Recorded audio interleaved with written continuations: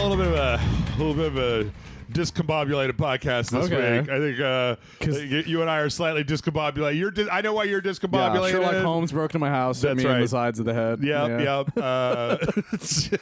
Yeah. And also, it's kind of finally turned into summer, so it's it's like actual summer now. Shitty hot now. And my lawn's very long now, and I'm like, fuck. Gotta do that. You gotta do that night mowing, man. You gotta put a headlight on that shit. Gotta get some night vision goggles and wake up your neighbors. Speaking of waking up your neighbors, wake them up because it's time for the RageSelect podcast right here on RageSelect. I'm Jeff. And I'm Mike. It is 90-something degrees outside. Yeah. Which, like, I feel bad about complaining about. It's like, it's not even 100, man. This is Texas. It's not.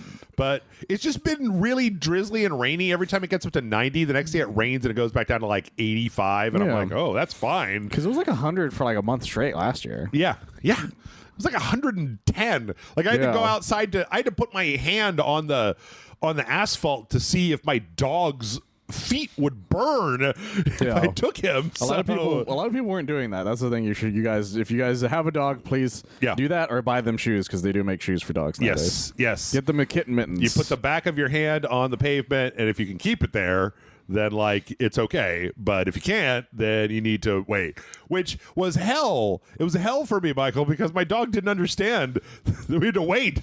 He was like, "It's time to go," and I was like, "You'll die," and he was like, "It's time to go." I don't know why you're like exactly. Yeah, I was checking. Luckily, I have a lawn now, so my dog just walks around it. I don't have to do the song and dance of checking shit anymore. At least unless I wanted to take him on a walk. Because that would still have to happen. Yeah. I just checked the 10 days forecast. Still no hundreds. Okay. So I'm just going to call that a win for now. All right. I'm sure global warming will make fall 100 degrees for some reason. Sure. But we'll be fine till then. And now that y'all are all caught up on the weather in Texas, we got a weird show this week. I'm not gonna bury the lead, Michael. There was one of them Pokemon things. And it sucked. Like all the Pokemon things fucking sucked. So I think we're just too old for Pokemon, Jeff. I think you might be right. Oh, actually, I edited all my things and I didn't re-export them. Anyway, all right. That's my problem, not yours. Before we get to that, Michael, I watched a really stupid movie this week. I watched a really dumb movie. What'd you watch? I watched Heads of State, starring John Cena and Idris Elba. I'm still surprised that was the thing that happened. Well, I looked around. Some weeks it's easy. Some weeks you're just like, fucking Superman is on VOD. That's what I'm going to watch this week, right? Yeah. But like this week, I was like, I don't know. There's nothing out. And like Chris had told me that movie was okay. And I remember when I watched the trailer where I was like, this seems like it could be okay. Like, it doesn't seem like it's going to be the worst thing in the world. Yeah. And it wasn't the worst thing in the world, but it was real stupid. Like, like I feel like somebody watched the Suicide Squad, right? With John Cena and Idris Elba, and they were like, we got to get these two in another thing. And they were like, yeah, but what we need to do is we need to make it like family friendly because that is probably the weirdest thing about it. We can't talk about like eating a bunch of I would eat a bunch of dicks. Like, they're going to be presidents this time. They can't talk about dick eating in their movie. And it was like, okay. So what about the action? Is there like, is it going to be like really toned down PG-13 action? It's like, oh no, we're going to fucking snap necks and we're going to shoot people. We're going to kill like just all kinds of people all the fucking time. We're going to explode stuff all over the place. I was like, oh, but they act like they're heads of state. They're having like this disagreement about so. Anyway, not really the most diplomatic if they were just murdering everything. Yeah. So John Cena in the movie, John Cena is he was an ex-action star. He was like kind of a modern, I guess, like Ronald Reagan type of thing, where he was a Hollywood actor who then became the president, and he's kind of a meathead. And then Idris Elba is like an ex-soldier, and he's a British curmudgeon. And then the two of them get thrown together in circumstances when they have to jump out of an exploding airplane, and then they're an odd couple. They have to figure out how to get along as they try to avoid this incredibly convoluted international plot to destroy NATO. Destroy NATO? It's specifically about NATO. Okay. And there's like at least 3 or 4 different places in the movie where somebody turns to the camera to tell me how awesome NATO is. That's a weird thing to What? It was very weird. I don't know. We're not going to. I don't really know politics. what to say outside of I know NATO's the thing. Okay, listen. Slight spoiler for this movie. I'm not going to say who the bad guy. There's obviously like a surprise bad guy. They're trying to figure out what happened. But these are the things that struck me about this movie.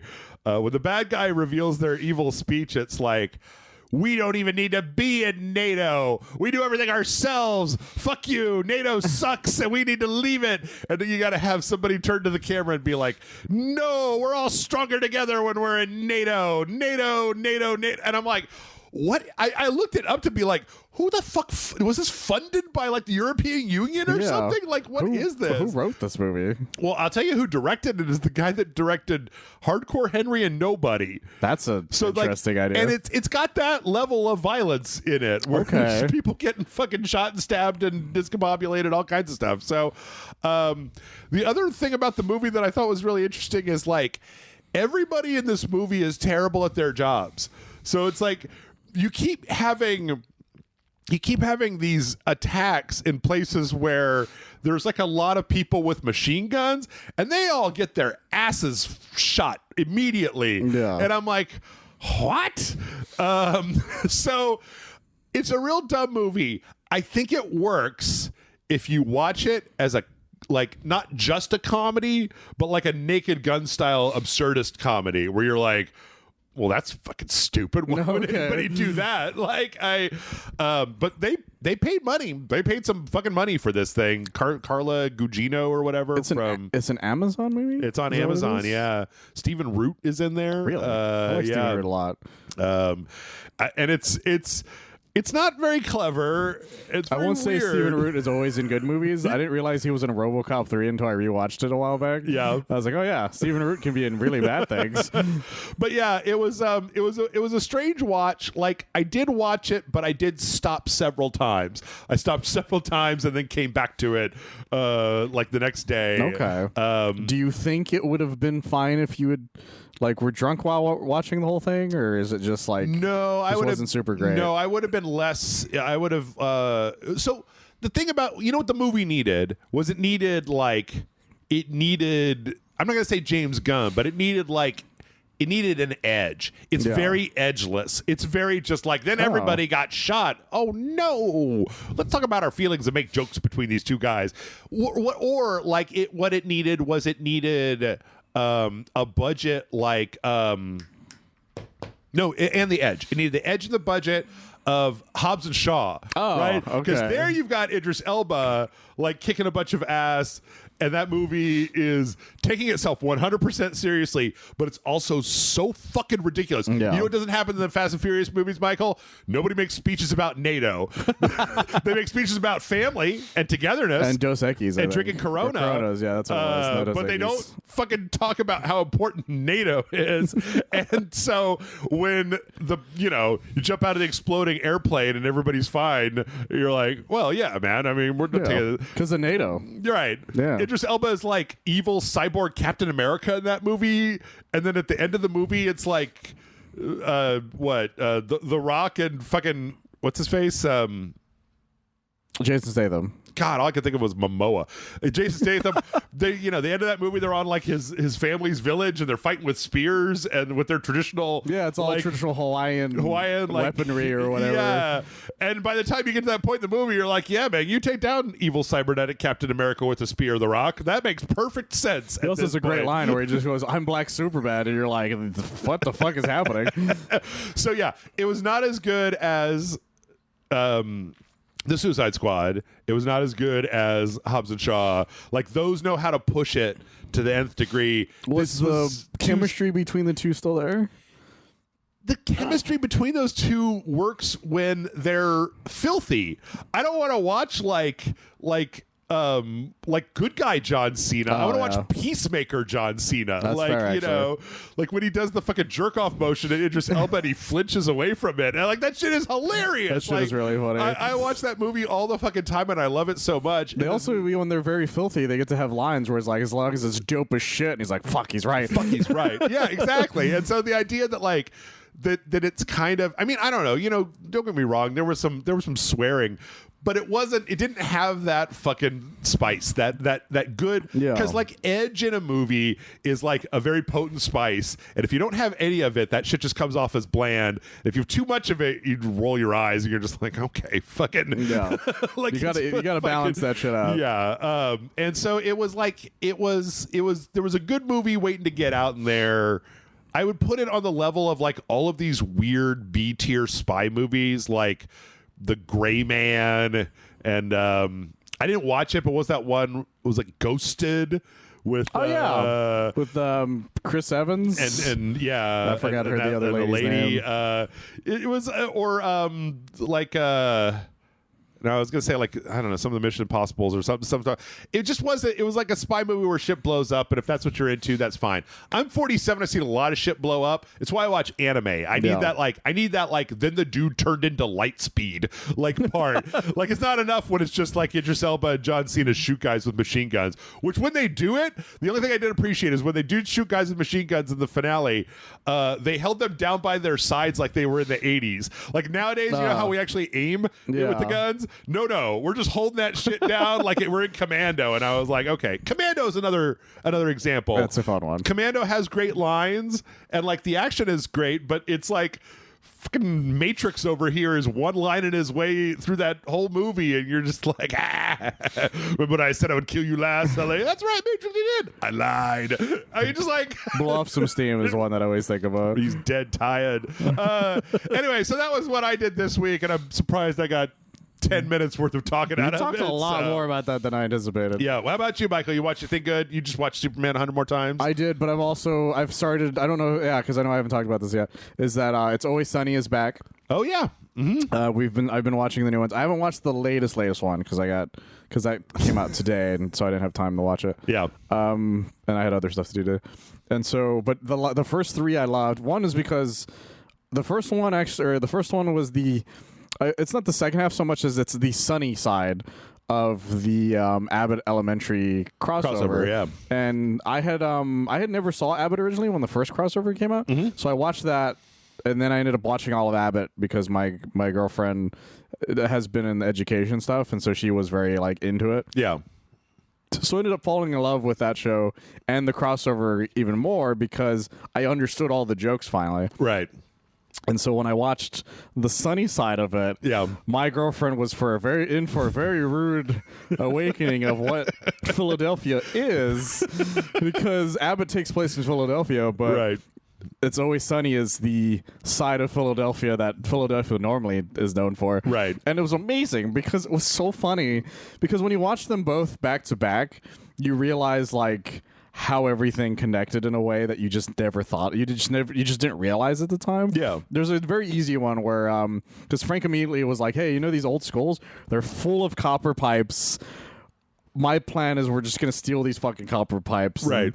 And it keeps cutting back to the other Abbott people, because what the premise of the sunny side is is that the documentary crew, the Abbott side is when they made is like the normal documentary episode, essentially. Yeah. They're like, oh, we got all the sweet stuff that was going on, and everybody got like together. Right. Kind of thing. Where the sunny side is like, this is all the footage we couldn't use. Right. It's all like insane shit.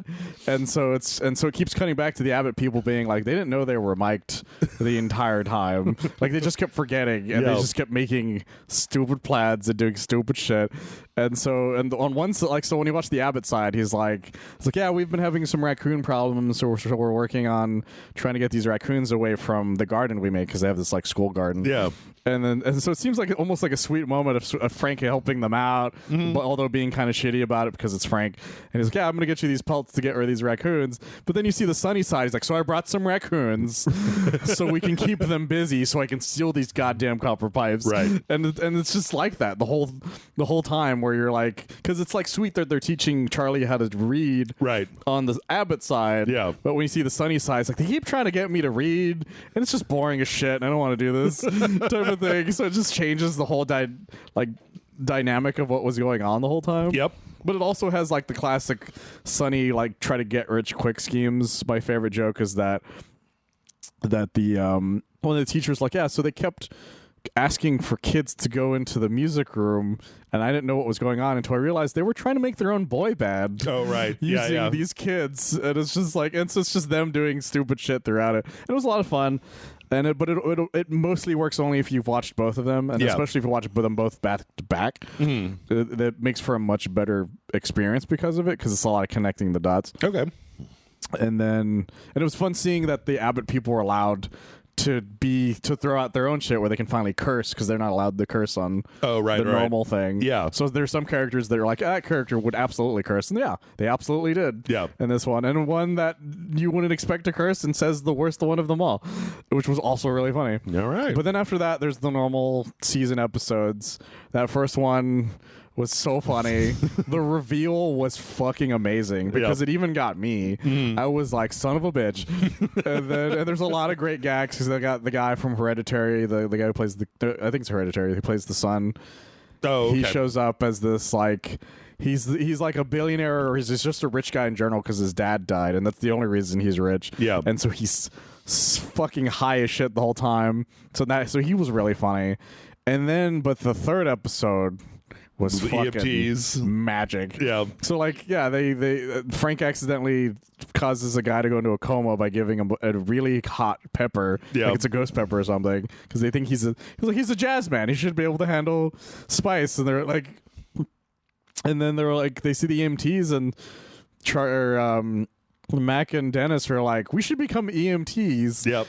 And then when they fail actually becoming EMTs, they just pretend to be EMTs. Yeah. And then on the other side, Dee and Charlie are deciding to make their own restaurant to deliver kitchen to deliver DoorDashes of places that do exist, but they're making the food themselves. Yeah. While Frank is like dealing with the outcome, so they bring back the lawyer finally after he got his eye pecked out. Yep.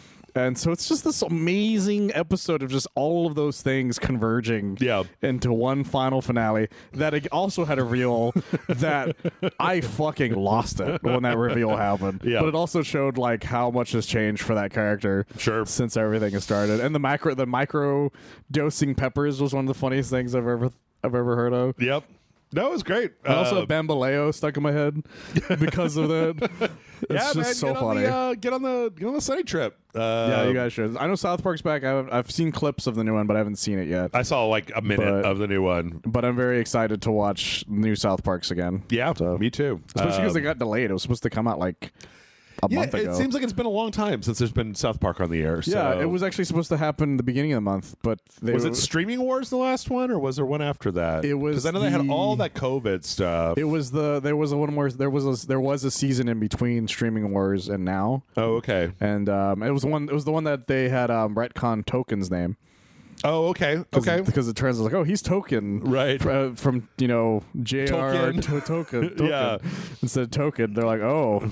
What did you think his name was? Yeah. It was an amazing fucking like. I need to go back and watch that. I haven't like gone back and kind of binge watched ever since they started doing the specials. It's been harder to just kind of go back and because they're roll separated. Seasons. Like you can't just watch them all under one thing. Although Paramount finally is going to have the rest of them because they just paid like $1.5 billion. I liked the Ozempic episode. I liked the Ozempic episode was a lot. Amazing. And so yeah, they paid for the. And so a lot of it's now under one banner again, I think. Okay. Because HBO Max split. had the newest, had everything and the newer ones, but they didn't have the specials, which made it harder to rewatch. That's what I'll do. Maybe I'll go back and watch South Park from the very beginning and just be like, I wonder how it holds up all these years later. Like, some of it does, but it comes down. This is the weirdest thing about it is you have to kind of know your history to remember why the gags worked. Because it was such a modern event. It was such a current event show. So. Well, speaking of current events, okay, guys, we had a Pokemon Presents. As I understand it, Michael, the internet was unfucking happy with this, and they probably should be, because I will be honest with you, there is not a lot here. And instead of trying to do that thing that I do where we go over everything individually, we're gonna go over like the 4 new things. I didn't realize the guy who's the head, his name is Chris Brown, and I feel so bad for him. Oh my god, yeah, that was the new Pokemon World Championships from this year in Anaheim, and they had a whole fucking thing about that. That's nice, I guess. But we're not going to talk about that. So here's what I'm going to tell you. I'm going to tell you like there's a new season of Pokemon Concierge. There's a new Pokemon Championships. There's new content for Scarlet Violet. There's new content for the mobile game. There's new content for the MOBA. There's new content for blah, blah, blah, blah. Okay.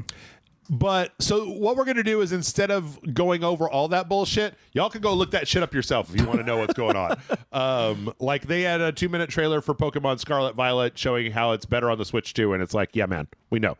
I would hope it would be. Anything is better than fucking Pokemon Scarlet and Violet on the Switch. So in lieu of doing that, what we're going to do is we're going to go over the 4 announcements that were actually kind of different, interesting things. No.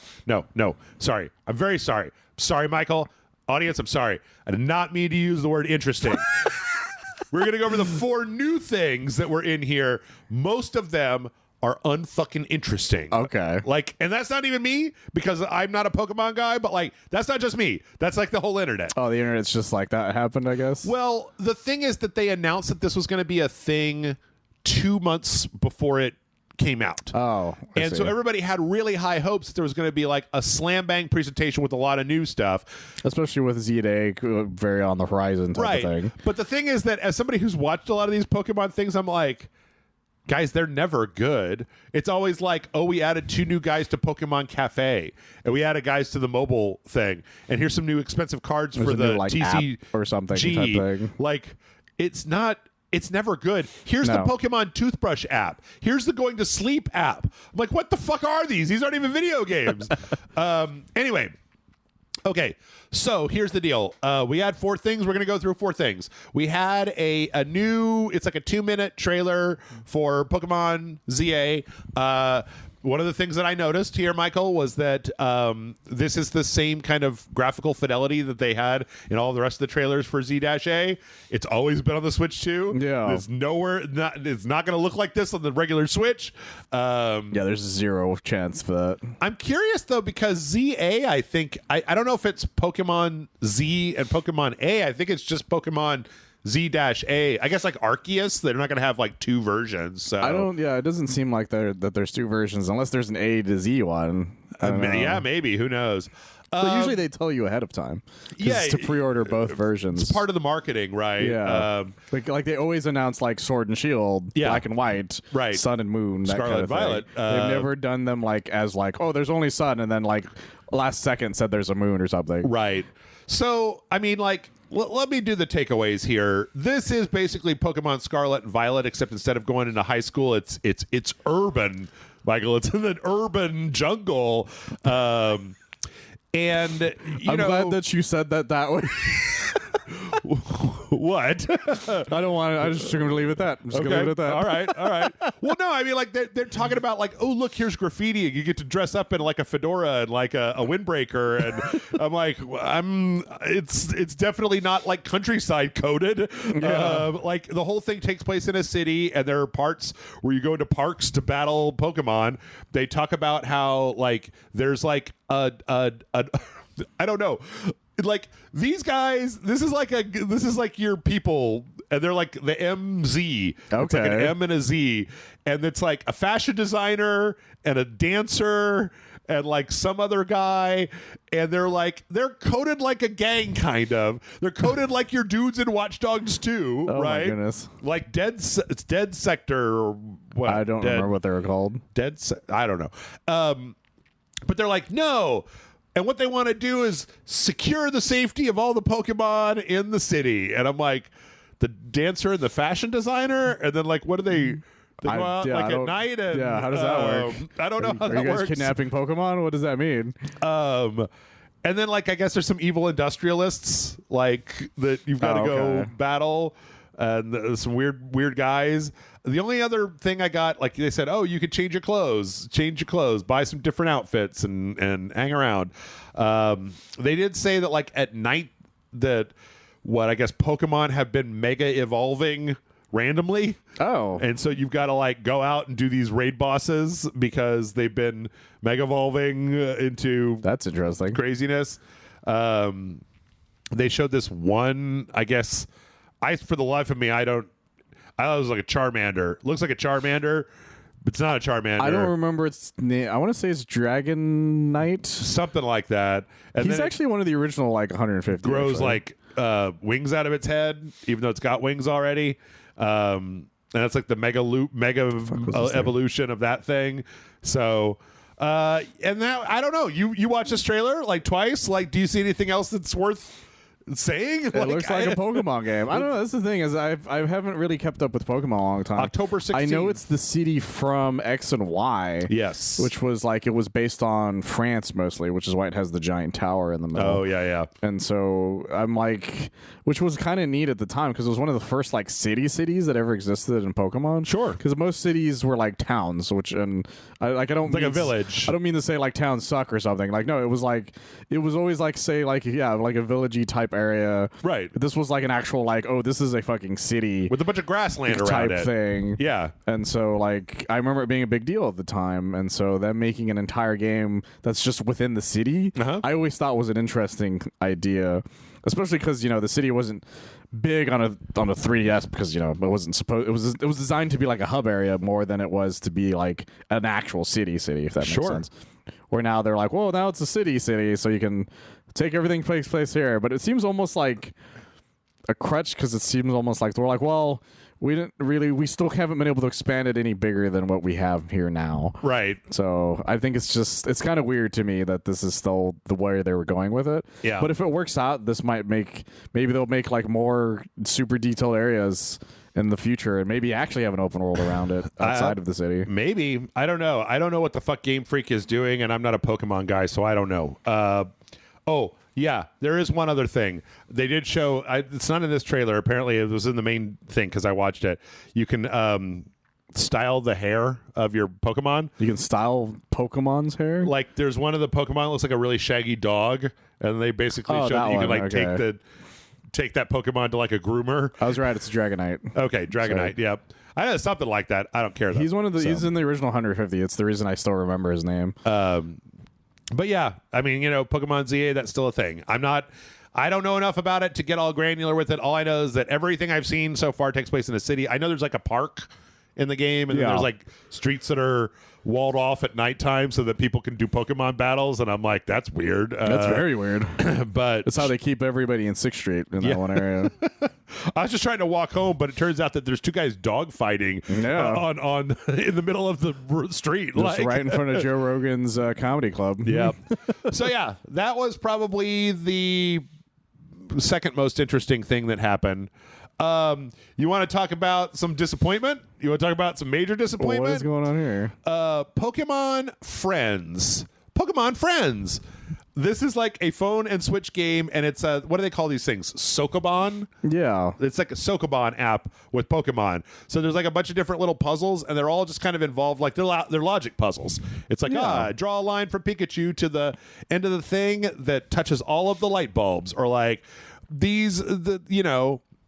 which like move this maze around to get Bulbasaur to the grass, or which one of these balloons is not going to be burst when the arrow is shot. I love how excited they make some of the people look. Like there's the two teenagers who are like, oh my god, it's so cool. Those teenagers don't give a fuck about what's happening. And you might be asking yourself, why do they all get like a plush Pokemon over their head when they what was win? That about? It's because that's what you get when you win the puzzle, is you get like a little virtual stuffed Pokemon that you can then put into like a little virtual room that you can display the stuffed Pokemon you've gotten from the puzzles.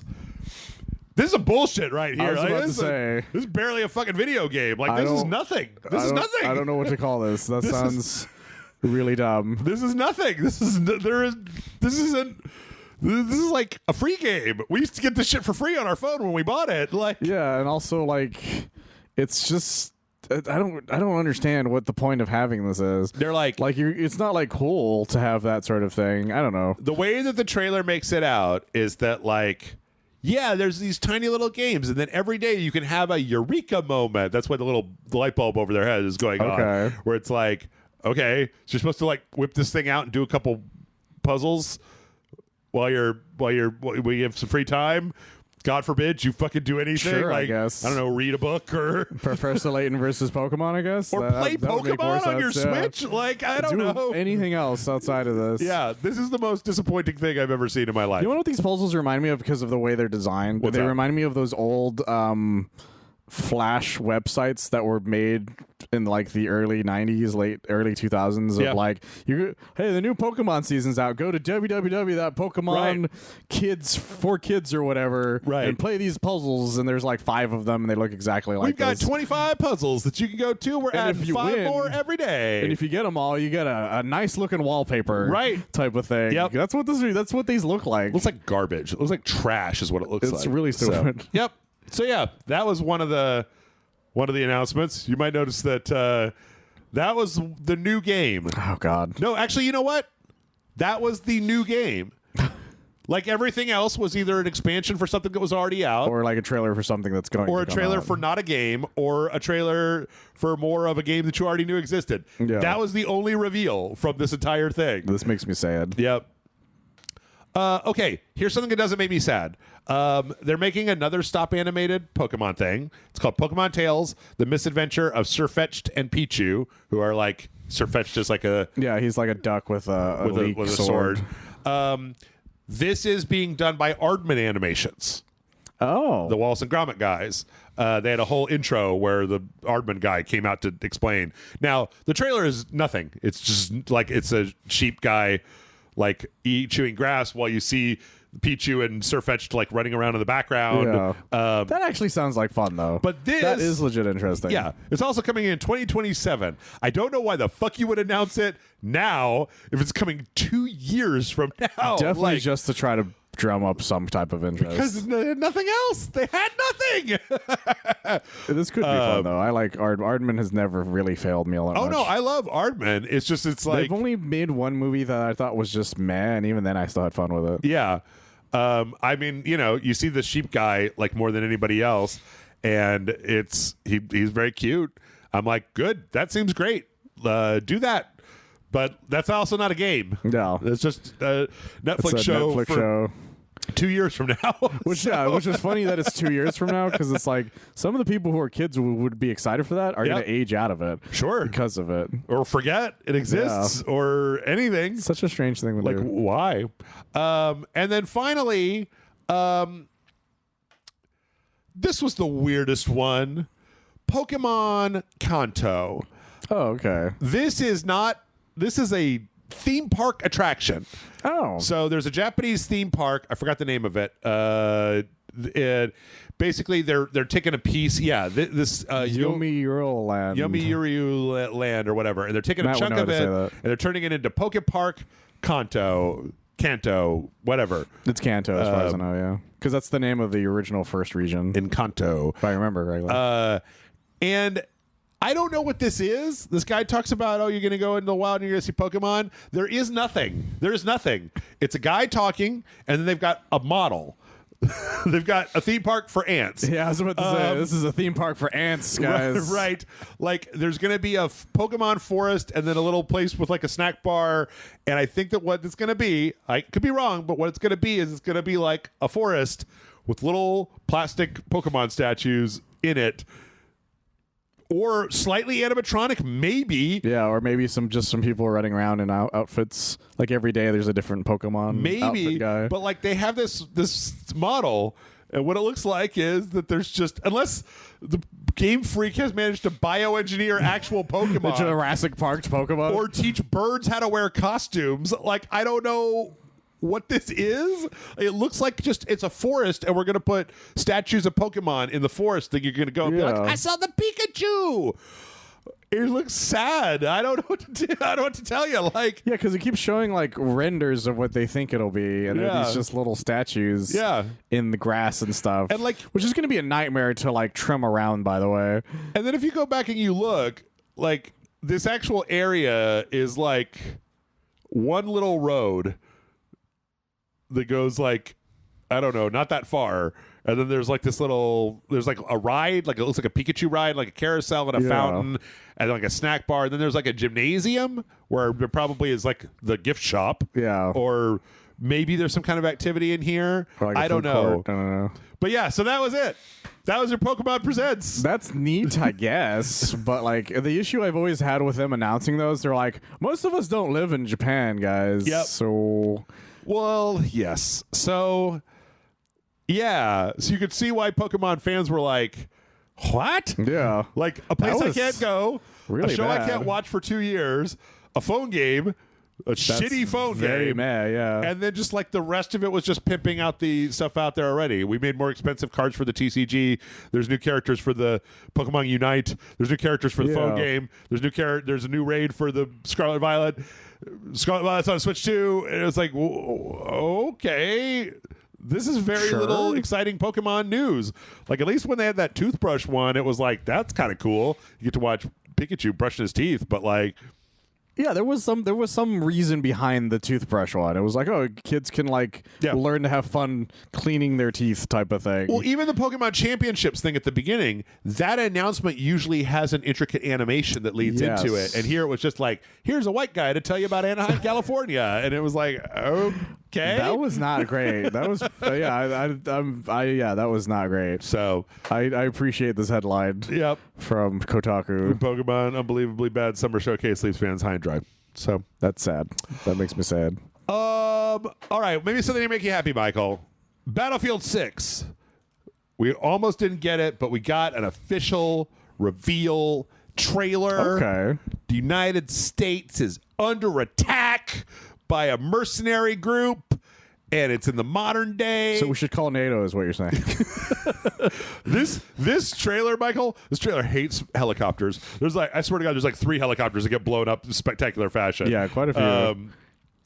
Yeah, so Battlefield 6 is this is obviously like showcasing the fucking helicopter randomly crashing through this house. There's these guys and they're like walking up the stairs. They're like doing this tack stuff, and they go into this room, and then they stop, and then a helicopter just hits the fucking side of the building, flies through it all of a sudden. These poor helicopters.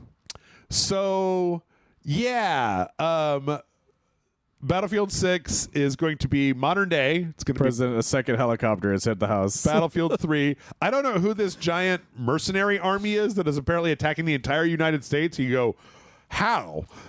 Like, that's the thing, is you always have to have put your suspension of disbelief for shit like that. Right. Like, how did they even get here with this many fucking things? Yeah. They're like tanks and shit that they're using. Yeah. And then we got a bunch of guys with guns and tanks and machine guns, and the kind of Josh Brolin looking motherfucker. It's Red Dawn, Jeff. Like that's how they did it. And then the stuff is blowing up, and man, I don't want to be a parody of myself, Michael. I don't want to be a parody of myself. I don't want to be a parody of myself. I don't want to be a parody. Jesus, how many? Yeah, you're right. There's helicopters crashing every 20 seconds. 3 or 4 helicopters so what far. The actual fuck.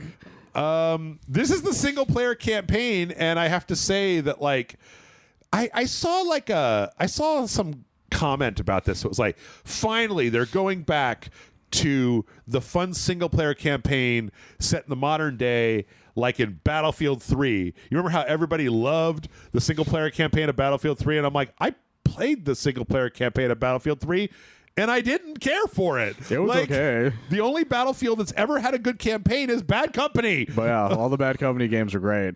Like, none of the other not making Bad Company Battlefields have a good campaign. So, like, I watched this trailer and it's like, I mean, maybe I'm spoiled because of like Call of Duty trailers are really exciting, even though I don't want to play the game. They're really exciting. Yeah. This was just like war were declared. I don't know. Yeah. Like, it looks okay, but I don't really know what to say outside of it. Looks like bunch of guys in a military action movie, basically. Yeah, bunch of guys with guns shooting other guys with guns. Well, my main problem is that every time I'm like, well, this could have some interesting moments, a helicopter explodes. I'm not even kidding. Like, every time, like, I'm thinking, well, there might be something, another helicopter explodes. And then they're like, oh, you hate helicopters, right? I haven't shot down this many helicopters since I played 50 Cent Blood on the Sand with Blake. Like, guys, just like let some of it breathe without having another helicopter explode. Yeah. Also, like, show what the president looks like. If you want to keep showing the president and not show what he looks like. Yeah. What actor did you get and who you don't want to tell us? Yeah. I just want to see you guys. I don't know. It's just like it's like just a montage of watching things explode and burn down and be on fire. Yeah. And I'm like, I mean, I guess. There's another helicopter. There goes another helicopter. Sure. I mean, I guess this is why it's important to like make your trailer more than vibes. Like I swear to God, you're not listening to audio from this, but what you get from the audio is that America has been invaded by terrorists of some kind, some guy for some reason, and we're gonna take him out. Got one thing to say to the members of that mercenary company. We're coming for you. I was like, we're going to send waves of our own helicopters at you guys. That helicopter didn't blow up, but it got close to blowing up. It was near an explosion. So, and like, who's this guy? There's like this ginger dude with a knife. Is that the guy from Game of Thrones? Kind of looks like the guy from Game of Thrones. I know who he is, but I don't know his name either. But yeah, I think he's from Game of Thrones. He's very shiny. The way his face is kind of makes it seem like he's probably like a past. He looks like a melting candle. But I don't know. I don't know enough about the Battlefield world to really say anything about the story. I mean, there's definitely environments being destructed, and there's definitely vehicles getting driven, and I don't know. There's a multiplayer reveal that's coming next week, right? So July 31st, there's going to be a multiplayer reveal. Well, that's what everybody actually wants to see, right? Like at the moment, at least, because of the fact that we keep seeing leaked footage of it, which has made some excitement. But there's a lot of news stories that those people are freaking the fuck out about whether or not this thing will work. Yeah. So. Also, did you notice that? Did you notice the president's knuckles? Yeah. No, that was the first thing I noticed about it. Yeah. It's like, who did he punch? He punched the wall. He was so mad. He punched the table. All right. Let's before we end here, because we're getting pretty close to the end, but of this first part, yeah. Well, the first part, yes. But I want to take a moment, Michael. Okay. Let's think through our brains. Okay. Battlefield 2042. Did it have a single player campaign? No. Yes, it did. Did it? I don't remember it having one. It was what's his name? The one before that? Omar from The Wire, right? Wasn't he the guy? Because he was in Battlefield 4. I might be thinking of the one before that, because I remember there was. Let's see. Didn't they like tack one on or something because everybody was mad? They said they weren't going to add one. Did they have a single player? I could be mistaken. I could have sworn somebody said they weren't adding one for one of them. Battlefield 2042. Let's see. Single player. Single player. Does it have a single player? Okay, does not have a traditional single player campaign. 2042 did not. Okay. Yeah, they tacked it on because everybody was mad, if I remember. Okay. It was Battlefield 5? Yeah, 5 was the last one that had like an actual set of story modes. Wait, but that one wasn't the World War I. That was World War I one, right? It was. Okay. If I remember. With the guy with the blimp? Yeah. Right? In the trailer. It was a series of like World War I stories. Yeah. So, okay, did you play the single player campaign of Battlefield 1? Have you ever played the single player campaign of a single Battlefield game? Yeah, I've played it. I remember playing 4. 4? Yeah, 4 and Bad Company. Those are the ones I remember playing. About Hardline. Did you play a single player campaign of Hardline? I've almost bought Hardline because it's always $5 whenever a new sale comes up. Because it sucks. They keep throwing it out there. Fucking sucks. Being like, hey, do you want to buy Hardline? I'm like, I think I'm good. Battlefield 1 was the World War I one. Was that the World War I one? Was it? I don't remember what. Yeah, what the Battlefield 1 was. Yeah. Which one was Battlefield 5 then? I don't even remember. Battlefield anymore. 5 was like, okay, that was one that people got mad at the lady with the no. Yes, that was. Oh, this was the World War II one. That's World War II. Okay. Wait, but then which one had Omar in it? Might have been 4. No, I know Battlefield 4 had him, but his character. Oh no, he was in 2142 or 2142. It was just like it was one of those like Titanfall 1. There was a cut scene in 2142, giant weather events and whatever, and he was like the narrator. 2042, yeah, there's 2142, but not that 2042. He was the one that he was like the narrator talking about why everything had happened. There was like a cut scene, and he was in it. He was the tacked on thing. Yes, okay. Yes, because Battlefield 4 was the one where he said he didn't want to die listening to Total Eclipse of the Heart, and I always got mad at that because I'm like, that song fucking rules, man. Yeah, but this is Omar we're talking about. Yeah. But it was like, I don't know, you gotta wait for the fucking like good part of that song. Like in the beginning it's slow, true, yeah. But like catch it bangs. All right, so what was the assignment? Battlefield 5 had a single player campaign. I got bored 2 missions in. Battlefield 1 had a single player campaign. Yeah. Wait, so did Battlefield 4. 5 had a single player campaign? I could have sworn I could have sworn it was like a series of campaigns. Oh, it was. It was like because both of them were like also, that. They were right? always like, yeah, they both were like that. They were like, this is so and so. So you did his story, and then this is so and so, and then you did their story. Jesus Lord! If I remember correctly, that was how it worked. Because it wasn't always just like one guy. Yeah. Well, I know the Battlefield. Let's see. Single player campaign. Yes, it did have a single player campaign. Okay. Battlefield 5 single player campaigns have a heavy reliance on stealth. Great. Yeah, that was kind of why I didn't play that. Okay.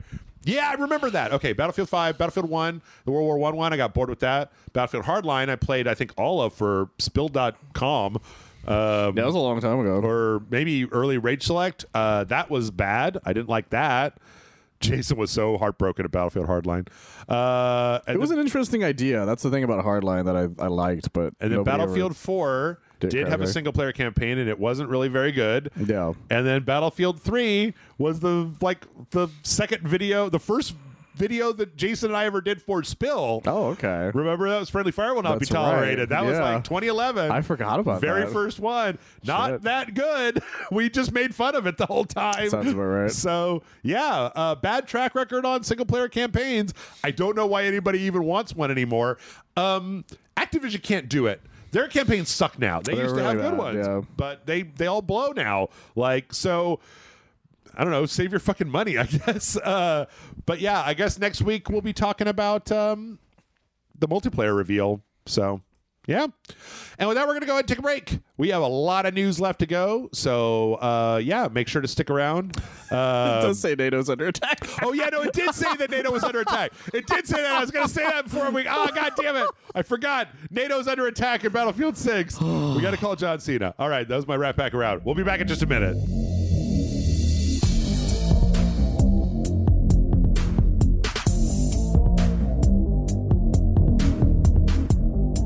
And we're back. It's time for more of the RageSelect podcast. NATO's favorite podcast, Michael. NATO and your grandmothers love RageSelect. Yeah, Nanas and NATOs. Yeah. That's what the show is for. It's for Nanas and NATOs. That's what the show is for. Yeah, and we got some more news. Not a lot of news this week. Really? Okay. I cut down a lot of the stuff, and then I was left with like, oh, I think I might have cut too many stories. But, so... we've been talking about the Ready or Not controversy for a little while. The SWAT game that's on Steam that made the changes for the console, right? I think you were on when we were talking about this, right? Yeah, it was the... they put pants the on one guys. where they kept putting pants on everyone. Yes. Now, apparently, one of the things that I didn't know, and I want to say this, there were two things. I talked about this last week, but somebody in the Discord told me that apparently these devs were very just like, yeah, we're the gritty, uncensored guys. We're putting all this stuff in because they made like a school shooting level. They made a nightclub level after that came like really close to the Pulse nightclub shooting. Okay, they were just like edgelords. Yeah, but then the reality had hit them. They'd kind of fostered that community of anti-censorship people. That explains a lot, actually. And then also, I don't know if this is for reals or not, but like some people have reported that the visual fidelity of the PC version has been downgraded with the patch for the console to put it on the same level as like what the consoles can do. I can't confirm that. I don't know if that's just that sounds like speculation, unless somebody has like proof of that stuff. I haven't seen anything official about it, and I don't care enough to look into it. But everybody was all mad about Ready or Not and how they changed it to accommodate those filthy console plebeians. Turns out that Ready or Not sold 1 million copies in the first 36 hours that it was out on consoles, which actually no, it was the first 3.6 days. 3 days. 3 days. It took 36. No. Yeah, it took like twice as much. Yeah, it took 36 days on Steam for it to get the same sales numbers. However, it does, I did look at this and they did say that this game has sold 10 million units. I'm like, what the fuck even is this? Like, I've never heard of this before this controversy. I had never heard of it at all until that controversy I assumed it was like a beta type thing. Yeah. At the time, so. 10 million units on Steam. Like that's kind of weird. Okay, but like it's just I guess people just like the idea of like a shooter that involves doing SWAT like things because there's not a lot of those anymore. There was quite a few of them back when Tom Clancy's stuff was really big. Sure. And then after a while, what Rainbow Six used to be. Yeah, what Rainbow Six used to be, but that's not a thing anymore. So I guess this is like maybe feeding those types of. I think it also has a lot to do with the idea that it's 4-player co-op as well, and so people get to do that thing where they team up with people and they're just like clear, the bathroom's clear. I bet you I know the other reason. This is probably like a big streaming type game too. Very possibly. I couldn't be surprised if there's a lot of people who stream this together. Yeah, type of thing. But yeah, I don't know. Still selling 1 million units in the first 3 days is like. That's pretty good. Like, that's pretty good. That's very good. I mean, I don't know. Maybe at some point I'll have to. I'm kind of reticent to dip my toe into this, but maybe at some point we'll have to like do a video on this game. Yeah, let's just wait for the heat to die down first. Is it any good? Like, I don't know. Yeah, people seem to like it since it's been people are fighting to the death over it. Type of thing. So yeah, so it must have some good stuff in it. Who knows? So yeah. Let's see from there. Speaking of Steam problems. So this is a very weird thing that happened, Michael. I heard about this. Yeah, last week we got the news that a whole bunch of porn games had been delisted from Steam. And Steam added in some new rule changes about payment processors. And they were very vague. Like, don't put things on here that your payment processors would frown upon. Yes. Now, last week, when Bryce and I were talking about this, I kind of forgot, but we got to it before the segment was over, talking about how there was a UK like kind of anti-indecency law that got passed, and that it was very possible that Steam made these changes specifically to accommodate this very lax, very open-ended act that passed. But this week, an Australian anti-pornography feminist group called Collective Shout has basically taken credit for this change. Yeah. Now, these people are kind of nuts. Like, they're the more crazy. I looked into them, they sound like batshit insane people. Like they're. It's like the 1 million moms thing, where it turns out there was only like a handful of them. Yeah. So what? They were co-founded by this self-described pro-life feminist, and that they're, quote, a grassroots campaigning movement against the objectification of women and sexualization of girls in media, advertising, and popular culture. But like one of the tweets from this Melinda lady is like, all these sick porn brain rotted pedo gamer fetishists so desperate to get their hands on R-word my little sister incest games that they're now exchanging clues on how to find them so they don't all die overnight. Actually, I added in here, I say that as if it was like in post or something. There was a story today where Itch has done the same thing. Itch.io also has followed suit. I just heard about that before I got here. Of taking down a bunch of adult games. So, like, let me tell you that, like, this group is very, like, they petitioned to get Detroit Become Human delisted and taken off the market in Australia. Yeah. Because of the way that in the Kara story in there's like an abusive father who abuses the android and is shitty to the child or his daughter that's there with them. And like they are basically zero tolerance.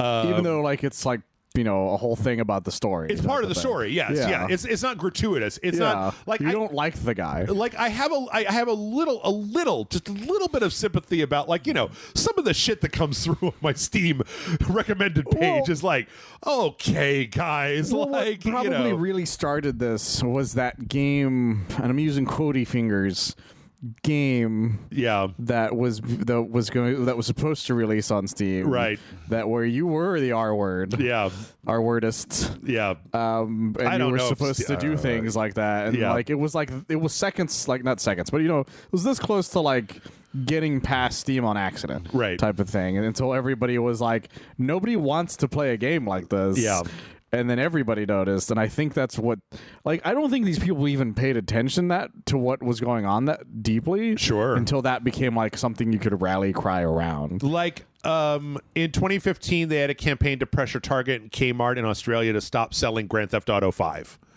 Grand Theft Auto 5, which is huge. That's huge. They also had a petition to ban a game called No Mercy from sale. I don't know what that is. I'm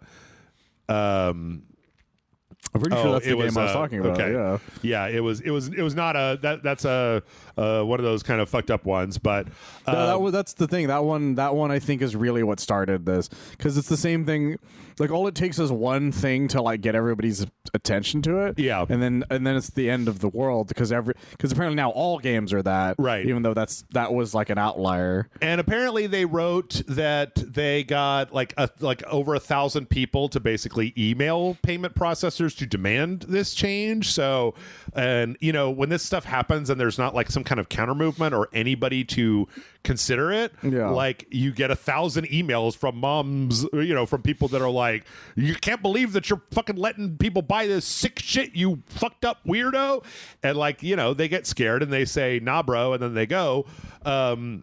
The thing that's kind of fucked up, though, about this story, I didn't actually realize this until I started reading this, because I just saw the headlines. But then I read through the story, and apparently all this information comes mostly from a Vice article that was written specifically about this organization and what they do. And even though everything they wrote was publicly available, like, I skimmed that article, and it wasn't like defamatory. It was basically the stuff that I was just saying.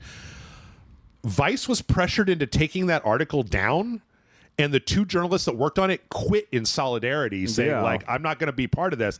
But not only that, but then when I was trying to find the article, they were like, well, the article got taken down. Thank God for the Wayback Machine. They scrubbed it from the Wayback Machine. That's insane. They scrubbed it from Vice scrubbed it from the Wayback Machine, so that, like, you can't even get access to it. I did find a mirror for it that had, like, the original version.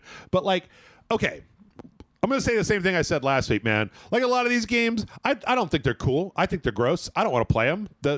I'm not interested in that shit. Like, violence against women, stuff with underage, blah, blah, blah, all that stuff. Well, first off, Steam doesn't allow games with underage people in that category. Well, here's the thing about here's the main reason why we're like, look, we don't condone any of these things. Yeah. The problem with what's happening isn't that these are the only things being taken down. Yes.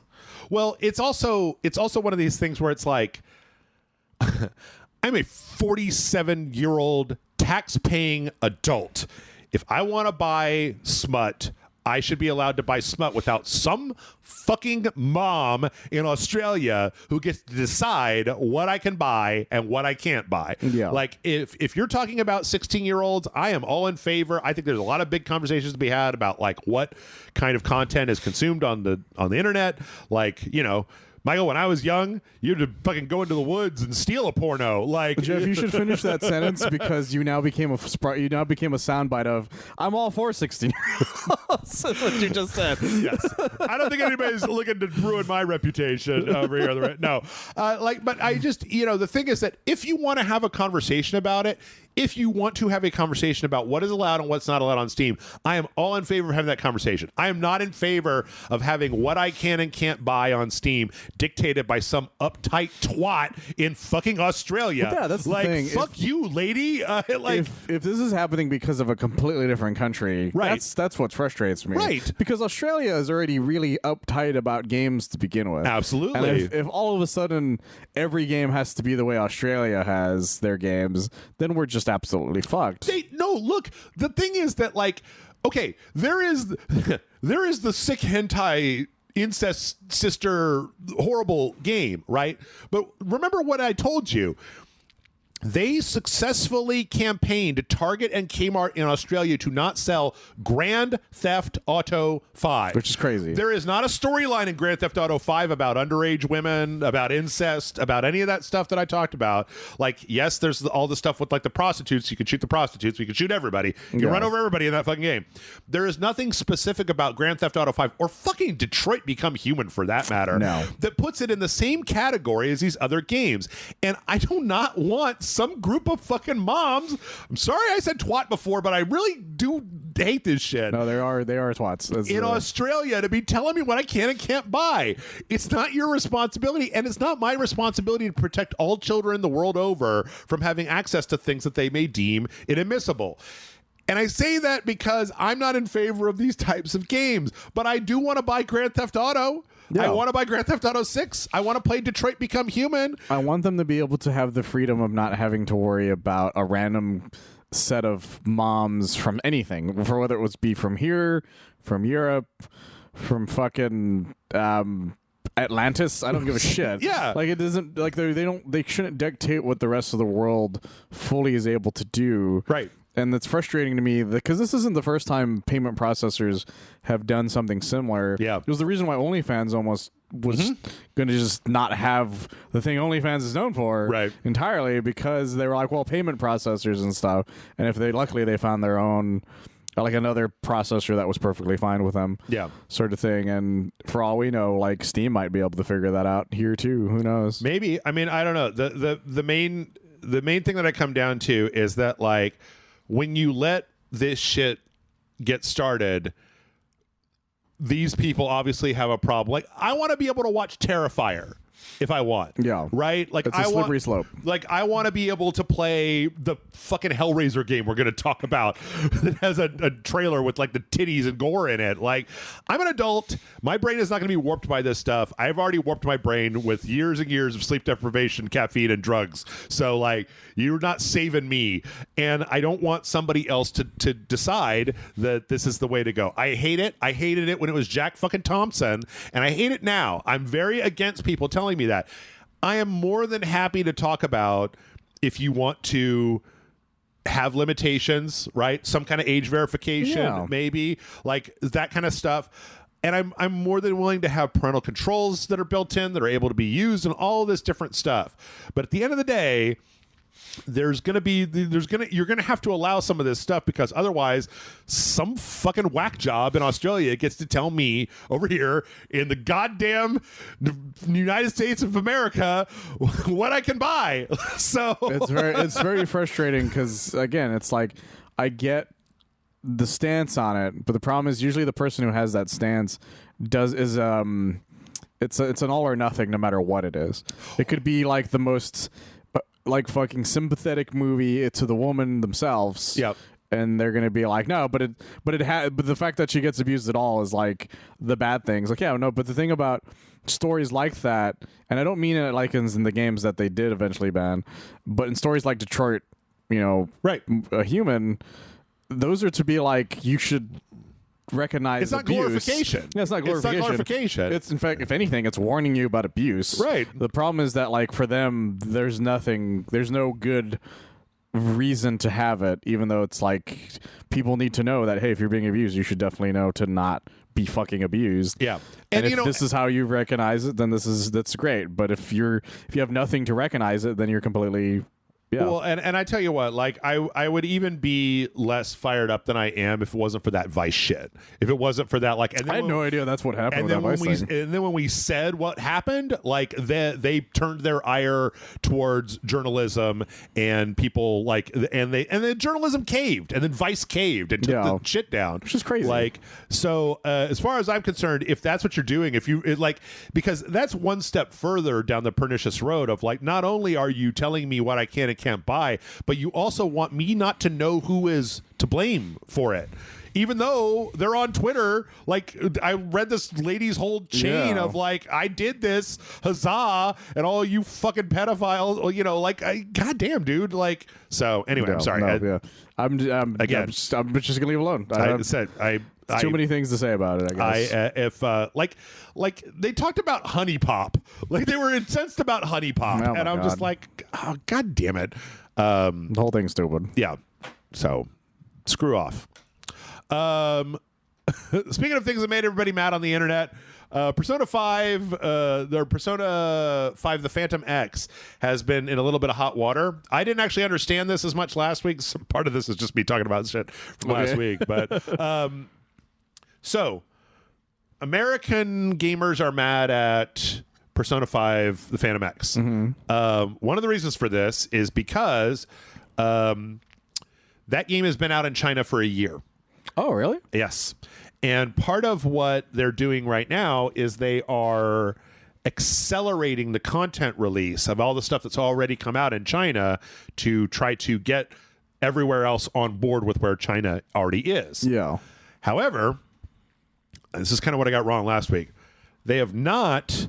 you can imagine, okay, well, that's all well and good and everything, but what they haven't done is like up the rewards that you get, because you can imagine that like going through a whole season of a game accelerated is going to run you into a weird difficulty wall where instead of having 30 days to finish this battle pass and get all the rewards, you've got like 10. Like, yeah, that's not a lot of, that's like if you're accelerating it and you're not giving, but everything acts the same as before. Yeah, that's just, it doesn't make it possible to like, it's a full-time job. Yes, to try to keep up with it. There's also another thing that I didn't understand last week, and so there are gacha pulls for like characters that you can put in your party. Yeah. Okay. When a new character comes out, you can buy you can purchase them with real money. And I think there might be even a real money gacha pull, even though I'm not entirely sure. But the regular gacha pulls exclude those characters. Oh, my goodness. For 6 months. What? Yes. So after 6 months, they go into the standard pool because they want you to spend money on them before that if you want them. But now take that information and think about what that means with an accelerated schedule of released characters. Exactly. Means that all of the characters are going to come out very soon, but they're all going to be locked away for way longer because even though they're all going to be in the game, they're still not going to unlock for 6 more months. And so you've got accelerated release of characters, and if the only way to do it is to pay it, now that you have large chunks. Yes. Fuck you guys. Yeah. So they had their stream where they were talking about version 1.2, where they said, "We've heard your cries, and we're ready to talk about them." And they didn't really do very much. they added some rewards. They did some rewards were rebalanced. Also, apparently, just the Chinese version of the game had more rewards. Like you just got more currency. Oh Jesus! So they apparently rebalanced some of that, and they're rebalancing a little bit of the schedule, but they're doing nothing about the gacha pool, the waifu gacha pool 6 month thing. Jesus Christ! So everybody is like, not only did you not address my concerns, you actually like confirmed what I was already angry about. Yeah, that you're only helping the people who have to pay. Yes. So needless to say, people are not happy with a Chinese mobile gacha game, Michael. Who could have ever seen it coming? You'll never see it coming, is what I'm saying. I knew. I was about to say.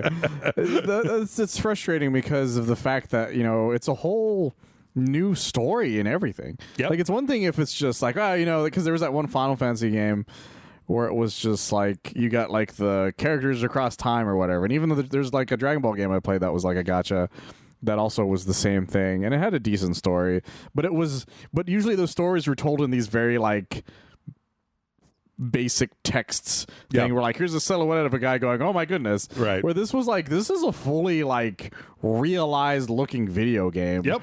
That like if it wasn't a gacha game, you would have just assumed it was like a PS3 or PS4 game. Yep. Type thing. So these people are expecting a lot more from this sort of thing, and only to get fucked this hard by this thing is really sad for Persona fans. Well, like if you're a Persona 5 fan, you now have to engage with a bunch of free-to-play mechanics in order to play the next thing of the franchise you like. And if you're a gacha game fan, you're like, hey, wait a minute, this is like, you're really putting a lot of like restrictions on the normal gacha like process. So yeah, there's a lot of gacha fans who have a lot of other gacha games to play that do not involve this bullshit. That also involves horse girls. Yep. So go fuck yourself. Yep. The horse girls. It's so funny. Bryce is playing that Musume game. Yeah, that's funny. We were talking about that last week. People like that shit. I get it. Yeah. I'll tell you what people don't like.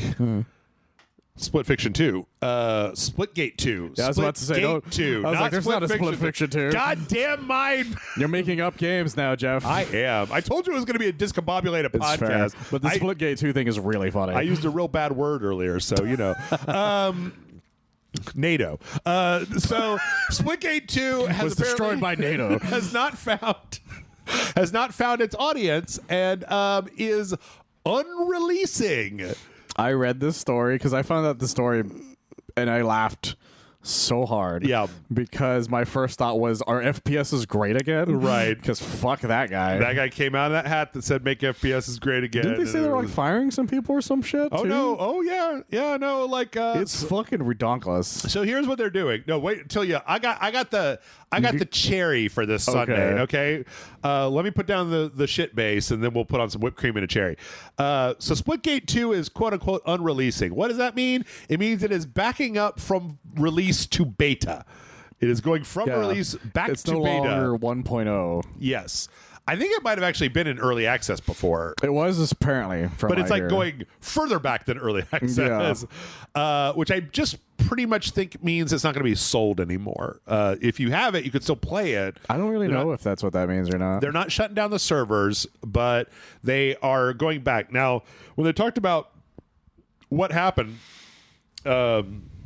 they talked about how there wasn't a lot of communication between the team and the community about what they wanted. Oh my goodness! In fact, there was like a battle royale mode or something that they intentionally kept secret from all of the fan base before launching the game because they wanted to be a surprise. Yeah, and it's like, well, you're either going to be transparent or not be transparent. Like, and even then, that's like a weird thing to keep. I don't know. That's fucking weird. I don't know. So yeah, they're going to be pulling it back. They're going to be adding some. They're going to be listening to feedback from the community. Yeah. Okay. So it didn't have a ranked mode when it launched. Also, this is the game that had an $80 cosmetic in early access. Really? Where it was like, okay. Jesus Christ. Yeah. So they're going back, and then. But here's the fun part. In order to do this, they basically laid off a bunch of people, and one of the things that they've done, oh fuck, man, is in order to be able to afford to do this, part of the team that was laid off was the team, or part of the team that will no longer be performing this function is the team that was keeping the Splitgate 1 servers up. The Splitgate 1 servers are going to be taken offline. Oh no! Because they don't want to maintain them, and that like effort is going to be directed into making Splitgate 2 a thing. So this is exactly what Stop Killing Games is about, by the way, guys. Yeah. So what the actual fuck? This is the Overwatch 1 thing all over again. Yeah, kind of. So yeah. The guy with the hat is still in charge. He's like, I've made a whole lot of mistakes. I made a terrible mistake. We're going to try to make this thing work. And I'm like, I think that the fact that Splitgate 1 had an audience in the first place was amazing. Amazeballs. Well, people liked it. Like, I remember when Splitgate 1 came out, we found out about it because people were starting to really talk about it more and more. And then when we played it, we're like, oh, somebody just stole a bunch of assets from Halo and then threw some Portal stuff to it. Threw some Portals in, yep.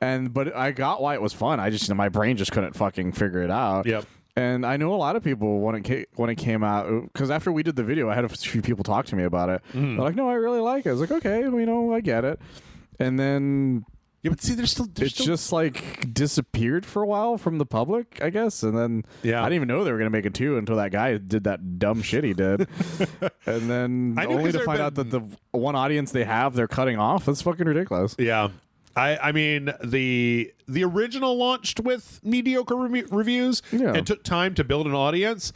I really think that, like, if in this current climate that, like, you should not fuck. I mean, like, obviously they didn't know that they were going to be in the middle of like the largest layoff / destruction spree in the history of all of video games when they started development on Splitgate 2. Yeah, but like, it seems like a bad idea to me to shut down Splitgate 1 because Ark did that shit too, and like I was like, oh, why? Overwatch 1 did it, Ark did it, and all of those, as far as I know, their fan base just gave the fuck up on it pretty quickly. Yep.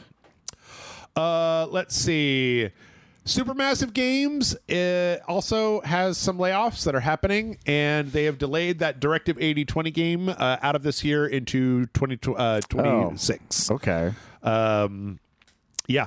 God damn. Kind of strange. Like, I forgot because it's been 3 years since the last Dark Pictures anthology game came out. Has it really been that long? Yep. Because that one teased. It was the H.H. Holmes Murder House one, and that one teased this one at the end of it, and this has been in development for 3 years, and apparently they are they're laying off 36 staff. Damn. And pushing this out. So I don't know. I mean, I personally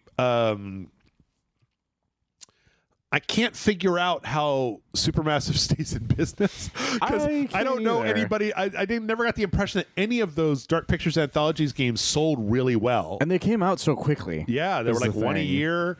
And then I guess the Quarry probably buoyed them up a little bit. I think so. And they probably got some money off of them making Until Dawn a movie. Right. And then I guess there was the Until Dawn remake. Because that probably was done to keep them afloat, to be honest. Right. Now that based on what's going on now. It's weird because some of their stuff, like the Quarry was pretty good and Until Dawn was good. But then the Dark Pictures games weren't very good. And then they had that one VR shooter. Yeah. Until Dawn VR shooter. Yeah. There was like a weird detective game where one person had a phone. That's right. I forgot that was them. I don't know. They're all over the place, and it's kind of got Suda 51 syndrome, where I'm like, how do you guys stay in business? I don't know. How do you make money?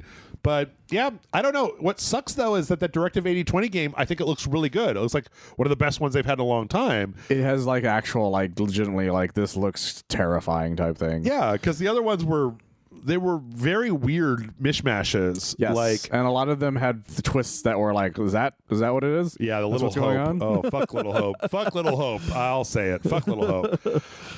Let's see. Also, we learned that the Chinese Room, the makers of Still Wakes the Deep and What Remains of Edith Finch, have bought their way out from their publisher, Sumo Digital.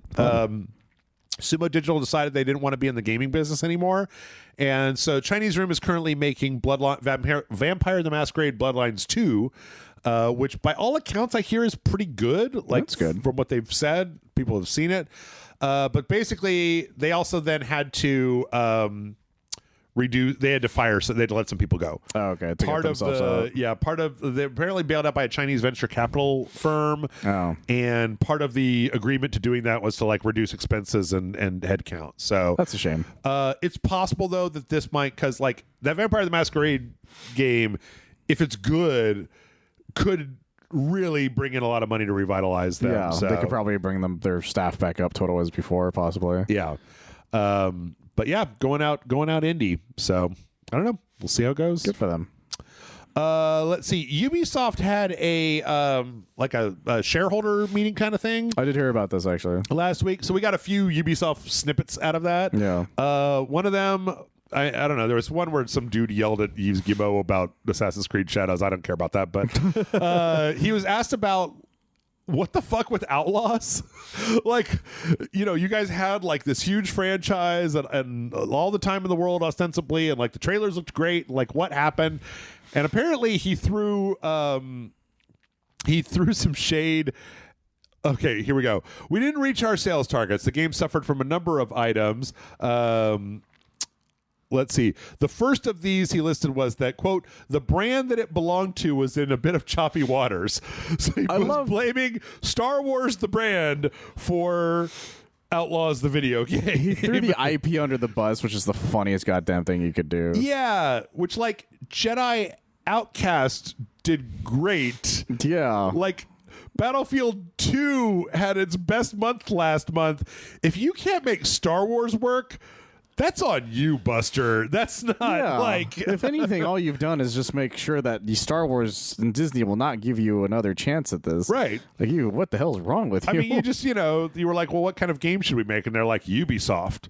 Make a Ubisoft game. Yeah. Kind of disappointing open world with, like, bases and checkpoints and... like, everything sounded really cool on paper. Like, especially the stuff with when you launched your ship. And it was like it looked in real time at least. Yeah. Going between space and Earth, and then all of the, or not Earth, and the planet. And then also, like, you get the choices to change who likes you and who doesn't like you. Yep. Type of thing, only to be like, well, there's a lot of ways of like making that not work out the way you want. It never ran very well. It was kind of ugly. That's the reason I never really got into it. It had a really slow start too, so it's a shame because everything on it sounded awesome. You got to be a smuggler, which I like. That's what I wanted from Star Wars, a smuggler game. Yep. Only for it to not really be all that interesting. I don't see. The thing is, I don't even know if it's interesting because it made such kind of a bad first impression that I just never played it. But look, Jeff, it's because the Book of Boba Fett's terrible. Right. That's why the game is the way it is. If the Book of Boba Fett was better, then this game would have sold better. Exactly. This is the Acolyte's fault or whatever. This is the stupidest thing I've heard since last week, where they put Yves Guillemot's son in charge of the arm of Ubisoft, funded by Tencent, that is putting out all of their biggest games, even though his only experience is in a Web3 crypto gambling gaming place. So that's a terrible idea. Yep. Christ. Well, here's a good idea. Avatar. Speaking of games with Rocky Heat. Did this sell well? I don't even know to this day. I think it did. So they had a really brief trailer that came out. Avatar: Frontiers of Pandora. Not even now, but like later this year, is getting an update that does two big things, Michael. One, it's got a New Game Plus mode, so you can bring all of your Na'vi bullshit into New Game Plus if you want. And then the second one is that now you can play the game in third person. That's what that game needed, to be honest. And I don't mean that as in like, this game was bad. I'm like, no, it's just that the people who wanted to be, I want to be a Na'vi, right, also wanted to see their customizations and stuff that you're supposed to be able to get throughout the game. I was very confused when we played this game because I was like, why am I customizing my face? This is a first-person game. There's zero reason. I don't even know if there was reflections in that game type of thing. Yep. Like what was the point of all of that? As far as I can tell, it's like, yeah, man, if you are super into Avatar and you want to play a moderately decent Far Cry knockoff, go for it. The problem that I had with that game is that I am not into Avatar in any way, shape, or form. Yeah. You can't make me care about the Na'vi. I don't care about the Na'vi. I'm the first person to say it. And my other thing I will say about that is that the general audience who paid the billions of dollars that Avatar 1 and 2 have aren't also gamers a lot of the times. So I wasn't sure that money was going to translate here. Yep. So like, what are we doing here? But also, I'm happy for them because, again, if you have a rabid fan base in anything and they're wanting something like that, then fine. I'm not gonna begrudge you for liking Dances with Smurfs type of thing. There's a little bit more there's a couple of other things that were added in. It's fine, it's whatever. But the big thing that I didn't realize is this update is being released to coincide with the movie coming in like September, October. It said December 3rd. Oh, December. Okay. At least on the trailer that we're looking at. That's what he said. Or December 5th. So it's going to be a while from now, which is a strange thing to do. Yeah. But sure, I guess. I think they just wanted to show this at the shareholder meeting. That's probably what happened. They just needed something to show at the shareholder meeting. So we still make money. Yeah. Jim that shit up real fast. Also, okay, it had not been said before, but both Yves and another Ubisoft executive both basically alluded to the fact that there is a Ghost Recon game in development. Oh, okay. That has not been confirmed. That was not something that we knew. That was basically just like out there. And from all the signs, it sounds like it is definitely going to be a live service game. I don't know why anybody would think that it wouldn't be, but like... It's because Ubisoft is under fire from a lot of stuff. The whole reason Stop Killing Games is happening. Right. Type of thing. So they probably thought maybe they'll pivot or something, but they're very stubborn. Yeah. Yep. So, yeah. But that's something that we found out. Also, it was briefly mentioned in this meeting that the Prince of Persia: Sands of Time remake is still a thing, and is it could be coming out very soon. What does that mean? Well, okay. Here was the quote. This is from that other guy. Dujois, something. As you know, we've got some iconic brand names in our catalog that we can either activate or reactivate with little investment. This goes to the remake of Prince of Persia: Sands of Time, which is going to be released very soon, or even Splinter Cell later on. Mentioning also that Splinter Cell 1 remake that has been in question mark forever. So I don't believe it. I'll believe it when I fucking see it. I don't know why Ubisoft is allergic to trailers. Like, if you want to get me excited about Prince of Persia, you show me gameplay of that game that actually exists. You know why they're allergic? Because the last trailer they came out with well, yes. was so bad. Yes. Holy shit. To this day, I rewatched that trailer not that long ago, and I'm like, this is horrendous. I always thought it looked fucking weird, but I was like, I guess. It just looked so bad. Like, it was like, they're like, we're rebuilding the whole game. I'm like, with what? Like, right. Like electric tape? This is awful. Yeah. So yeah, some vaguely oblique stuff coming from Ubisoft. Maybe we'll get a trailer soon. Hopefully, maybe because that was what 3 years ago.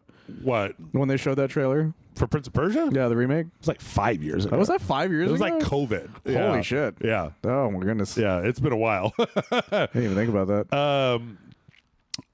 Let's see. Speaking of games I am excited about, though, apparently there was this was a website called MP First that put out a trailer where they said they have insider information that From Software is in the advanced stages of production on their next as yet unannounced project that has a release date of 2026. It's interesting, Michael. I believe that FromSoft has been on a roll of putting out one thing a year for the last several years, because we had Night Rain this year. Last year was Erdtree. Was that Erdtree? It was, that was last year. Year before that was Armored Core. Yes. Year before that was the actual Elden Ring. The release of Elden Ring. Yeah. So, and there's a lot of speculation. There's been some question about whether Dark Souls 3 might get a full remaster. People really, really, really, really like Dark Souls 3. I always thought that was interesting. I think Dark Souls 3 is like one of the weaker of the bunch, but hey, people really, really like it. But I'm sorry to burst y'all's bubble. I don't know. I'm setting myself up for disappointment here, but let me just say this. Every Armored Core game has a twin. Every one. The first one has a re-release. The second one has a re-release. Starting at 4, you have Armored Core 4, and then you have Armored Core 4 Answer. Those are two separate games. One of them was made by Hidetaka Miyazaki. The other one was not. Armored Core 5, Armored Core Verdict Day. Every single Armored Core game has had a twin game that comes out. And it was always like a name that was based on whatever the I think it started more with 4, but like... Well, but you know what I mean? Like yes. the ones we've gotten in the past like 10 years, or 10, 15 years. So... The fact that Armored Core 6 came out means that it's probably the Armored Core 6 twin game, which would be my dream, because I didn't care for Night Rain, and Duskbloods is another multiplayer game. I loved Armored Core 6 so much, so goddamn much. In fact, Michael, if we go outside my front door, there might actually be two Bandai Namco model kits sitting in my front on my stoop of two of the mechs from Armored Core 6, because they finally came out. So because you kept talking about it for a while. Yep, finally found that they were back in stock. So, but yeah, that would be in addition to the Duskbloods, because this would be one thing that was going across all the different. What do you think platforms. They'll name it if they do it? If they do the names thing again? I like Armored Core Victory because it's the VI. I think that's a good one. Or like Armored Core, like if it does have to be a VI. Armored Core Village, I think that's a good one. Like Armored Core 69. Right. Fuck it. Yep.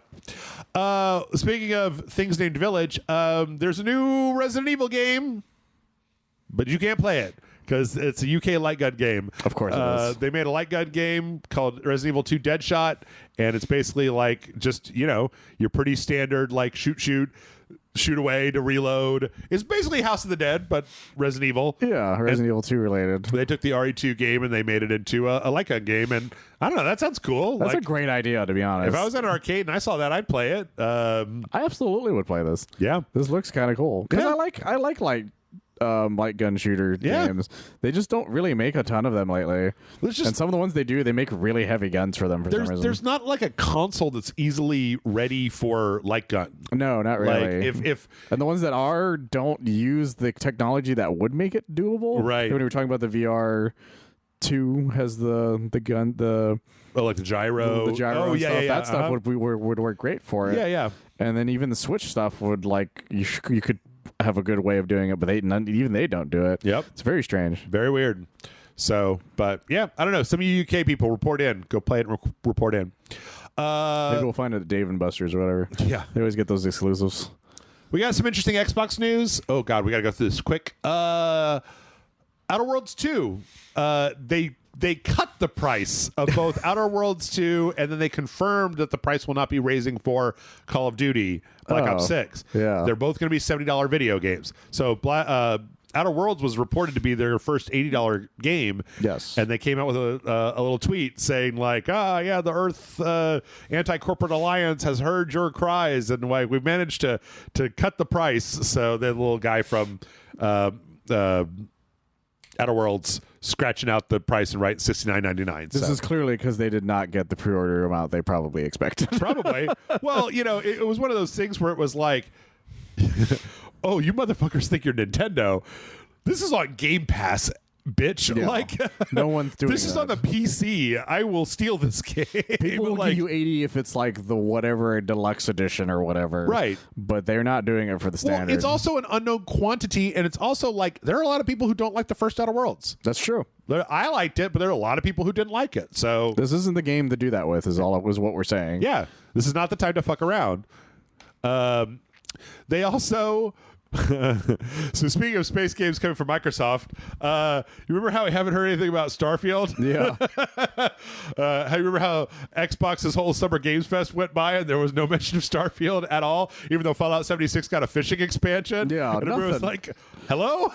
Is there a fishing expansion for Starfield? Anything, guys? Yep. So apparently they said that they're continuing to work on future updates and they want to talk about it at Gamescom in August. And it's like, oh, right, Gamescom. You know when everybody's paying really close attention? At Gamescom. 100%. Everybody loves Gamescom. It's all anybody talks about. Yeah. Jeff Keighley was just talking about it. Yeah. I don't know what the fuck is going on with that, but like, again... That's a hell of a lot of work to just fucking throw away. Like, yeah, you released what was supposed to be the biggest thing in this fucking generation. Yeah. And you came out with the most mid shit I've ever seen. Yep.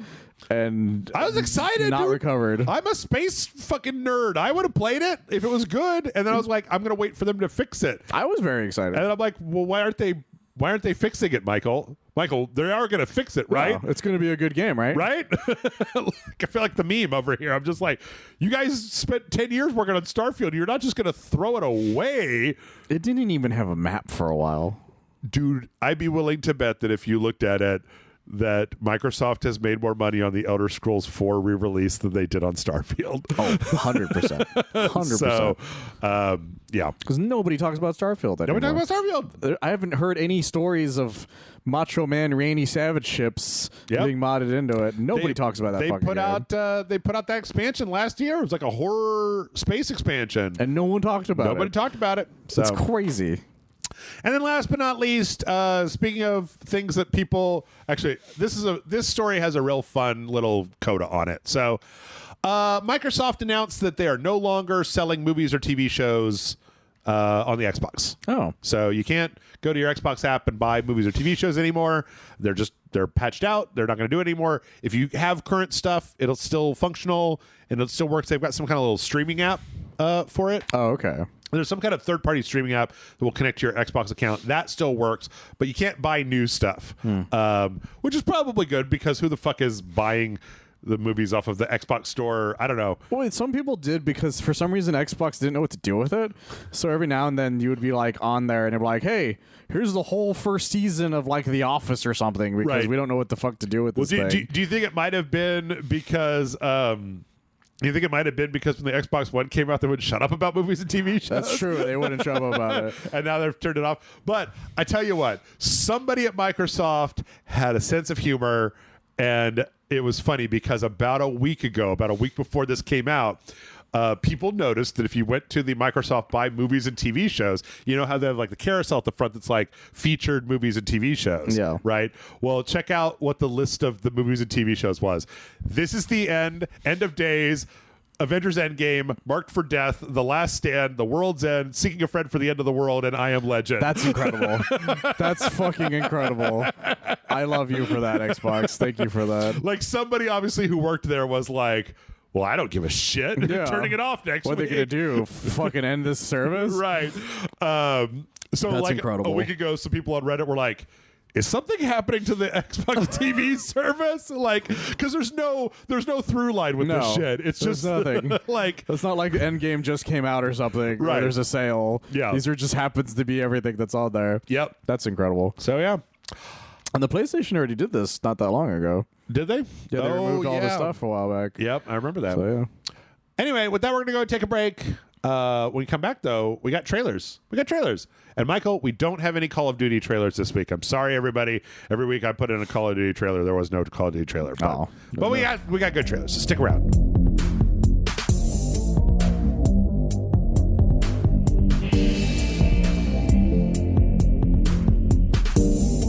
And we're back. And that means it's time for trailers because it's part 3. Michael, we got a really interesting announcement this week. Yeah, I think this is the one we're thinking of, right? Yeah. They're making a Hellraiser game. And so here's the thing. I got myself a little Red Band trailer here on YouTube, but I didn't realize this. The website for this game actually has the even more uncensored trailer. The Red Band. It's got boobs and so much more gore in it. Does it really? So we're going to watch that instead. Yeah, so Boss Team Games, who are the ones who made that Evil Dead game that we played. Oh, okay. I like that game a lot, actually. Yeah, they're making a Hellraiser game. And it looks like they oh my goodness, have... Yeah, people are just like, fucking... and here's the thing. I was so afraid when I saw this trailer and I saw who was making it that this was going to be an asynchronous online multiplayer I was game. expecting that too, based on what you just said. Yeah, that it was like, oh, you're going to pick which Cenobite you want to be, and they're going to have different powers. It's going to be like a Dead by Daylight. No, this is a single-player video game. Thank fucking Christ. And I'm like, oh, cool beans, because also they got the guy that does the voice of Pinhead to come back to do voice lines for Pinhead, because I'm glad that people are realizing you should keep getting these people back. Yeah, I mean, I don't know, like, I didn't think that Lady Pinhead was that bad. That was a weird movie, but like well, it wasn't the movies for that fault. I was just oh, Jesus Christ. It's just the like having the it's just he's the more iconic one, so it makes sense to get that voice more. Yeah, so it's all the classic Cenobites. It looks like it's some kind of first person adventure / also cutting people's heads off and smashing people game. I think that that part where the lady gets ripped in half, that was not in the YouTube trailer. Yeah. I think that part of it is that this beginning part with this lady is that she dies, and then like the guy is trying to get her out of the Hellraiser dimension. I don't know. Like, what's your Hellraiser experience? Are you a Hellraiser fan? I've only watched the first one. Okay. And I remember really liking it and also being, as horrified as you can be based on that sort of thing. Sure. But a lot of them were fucked up things happen in some of the later ones to really up the ante type thing. Yeah. And then I also know all the parodies, because there's a lot of parodies of them specifically. It's interesting because the second one's good. The second one's got continuation right from the end of the first one. Oh, okay. The third one was schlock, and then the fourth one, I believe, was the one where it was in space. Is that what that one was? But that one was like, I think it was written by John Carpenter. Is that right? That sounds right. And that one was supposed to be this huge epic that tied the entire story together, and then they cut the budget for it, and it turned out to be crap. So that's a shame. But, and then the not remake, or I guess it would be like. Well, then there were a bunch of direct-to-video sequels where they did like we have to keep the name, so we have to fart out some shit. That's true. Hellraiser movie. Yeah. And then finally they had the reboot, the reboot that came out a little while back. For people who don't know, it turns the Pinhead character was a woman apparently the whole time in the book. So that was one of the reasons they did it for that one. I don't think okay. That's what people kept telling me. Okay, so I don't know about that, but what I do know is I watched. I just need to make sure that I'm not crediting the wrong person. Because it was like here. A book thing. It's from Clive Barker, not John Carpenter. I knew that. I knew I had that wrong. Clive Barker, not John Carpenter. Okay. I watched an interview with Clive Barker where he said that the villain was supposed to be the stepmom, that she was supposed to go forward in the series and be like the evil character, and that she got like everybody loved Pinhead so much that finally she was just like, after the second one she was like, I don't want to do this anymore. Which is fair, yeah, because she wasn't getting really like what she wanted. So okay, so it's a novella. it's like a novella that he wrote. And according to it, like Pinhead was always like originally supposed to be a woman. Nameless in the original novella, became a popular villain amongst horror movie fans. Yeah. Anyway, maybe I'll go read that. It says Pinhead was described as androgynous with a feminine voice. Oh, okay. So it was kind of like more like leaning towards like a woman. But yeah, I don't know. Like, hey, the trailer for this, I think this game looks interesting. I mean, not just because it has boobs in it, it's going to piss off that Australian lady, but like, you know. They have such pleasures to show Australian mothers. That's right. I mean, like, that's a really good callback. I'm not going to go too far down this road, but like, this trailer indicates that this game has violence against women in it. So like, if this person got their way, they would probably want to stop you from buying, quote unquote, that sick shit, right? So this is a hell of a trailer, by the way, guys. Like you generally don't understand how red band this trailer is until you really watch it. Like this is one of the few times where somebody said red band in a trailer, and I legitimately was like, oh yeah, this is nuts. Like you wouldn't be watching the fucking Game Awards and this shit would appear, right? Like that would just never happen. But you see how different this one is than the one on the website, because this is the YouTube one. Like it doesn't have boobs. It has a lot less blood. There's a lot less like horrible gore in it. So, but yeah, this seems really interesting, and I really like it, and I want to see it. Yeah, they skipped the whole part where that lady gets ripped in half. So, yeah, it says Clive Barker's Hellraiser right in the trailer. It does. And I said John Carpenter. I'm so sorry. I really want to apologize to Amanda more than anybody else, because I know that if Amanda was here, she would just punch me. So. Oh, probably. But yeah, we'll see how that goes. I'm hoping that works out for him. Speaking of movie tie-in stuff that is not good, we got the trailer for Kaiju number 8, the game. Kaiju number 8. That really is what they called it. The game. Michael, what kind of game do you think Kaiju number 8, the game is? The game. Helicopter exploding simulator. Sorry, I'm just kidding. No, I would assume it was like a arena fighter. Like one of those arena fighter, like the way those Godzilla games are. Nope. You would be wrong. What is this? Is it a fighting game? It is not a fighting game.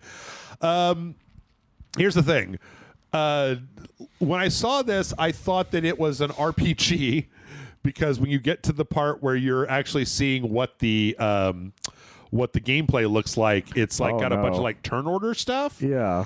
But then when you get to the end of this trailer, it says coming to PC, Android, and iOS. Oh, no. And so a lot of people think that this is an auto battler. Not even an RPG, but just an auto battler. Yeah, I was about to say, I was worried it was an endless runner based on the way they were running. Right. Jesus Christ. So this looks like trash. This is like trash. Knowing that this game is going to be garbage. This game is going to be so bad. It sucks because, you know, it used to be that you could tell when a game was bad because the graphics were crappy, but the graphics in this look pretty nice. They look okay. Yeah. Like, there's only some crap when it, like, because you realize that some of them aren't as detailed as they could be. Sure. But even then, they still look fairly detailed. Well, like if you told me this was like a PS4 game, I would have believed you. Yep. Type thing, or just a PS5 game that they gave the budget of like a very small amount to. Right, like a AA PS4 game or PS5 game. Yeah. But like that's the problem, is it's impossible to tell now until until it mentions what it's for. Until you see which platforms it's on at the end. That's the only way of knowing now. I was like, oh, okay, that's a little disappointing. And my favorite thing is this pre-register now. Yep. That's a phone thing. That's Michael. a phone thing. That's a phone thing. That's so lame. So, yeah. Too bad. Kaiju number 8 would make for a really good game. You know? Anything kaiju related would make for a really good game. Survival but nobody game. makes them anymore. Yeah, it's true. Okay. Here's one. You'll never see it coming, Michael. Speaking of Persona 5, you'll never see it coming. Altair Yumiya, the RPG that came out earlier this year, is crossing over with Tekken. What the fuck am I looking at? You're looking at the main character of Altair Yumiya in the costume of that one lady that's like the Mishima daughter from the new Tekken. But I'm more talking about the slime. The slime has Heihachi mustache and hair. Oh my goodness. So yeah, she's got some like emotes and she's got an outfit, and there's some music from Tekken that you could play in the game, and I'm like, what? What? Haichi's back in slime form. Yeah. Well, not just that, but then you get to the end. It's like the free collaboration, so it doesn't cost anything. That's fine. Then you get to the end, and you see that there's one more piece of cosmetic gear that the main character can have, and it is a hat that just gives them the Heihachi hair with That's fucking incredible. Bald cap with the wings coming off. Well, it's not just that. It's got like old man wrinkles. So it looks so much worse. It looks fake as shit. Like, oh my goodness. Yep. Fucking hell. That's weird. That's horrible. That's weird. That's horrifying. Let's see. From there, we got a new trailer for the Mars Attracts game. This was announced at, I think, like one of the this might have been Summer Game Awards last year. I think so, because I remember we were all very surprised by it. Yeah. Great name. Great name. It's a fantastic name. This is surprising as hell. Mars Attacks theme park simulator, where you're capturing humans and then putting them in enclosures for the Mars Attacks aliens to like go to. So you're doing the theme park simulator. It's such a crazy idea. Yep. Apparently you could use like excess humans to create like big organ sculptures. You could do like experiments on them, or you can use them as target practice. Sure. That sounds great. What an insane thing to do with this IP, but also kind of interesting. Yeah. It's an interesting idea. It'll be interesting. There's a demo out. I don't know. Maybe we'll check it out at some point, but I'm just surprised anybody's doing anything with this IP. It's been a while. Yeah. I mean, like, Mars Attacks, the movie came out when I was like 17, and it's not like they've even re-released it or rebooted it or anything. The last time I saw them use them, there was it was IDW did this weird thing. It was an IDW like event where Mars Attacks was supposed to crossover with a bunch of random comics, and Matt actually did the Transformers one. Yeah, I remember him doing that. And there was a Ghostbusters one where what happens is that one of the alien ships crashes and the alien died, so there's a ghost of it. This is the ghost of the Mars Attacks alien. So that's what the crossover is for that one is. Oh my goodness! Like, it was a really strange time, but a lot of them were really fun. Yeah, and it was just a shame that they never did anything else with it. Yeah, since then, very weird. Very weird.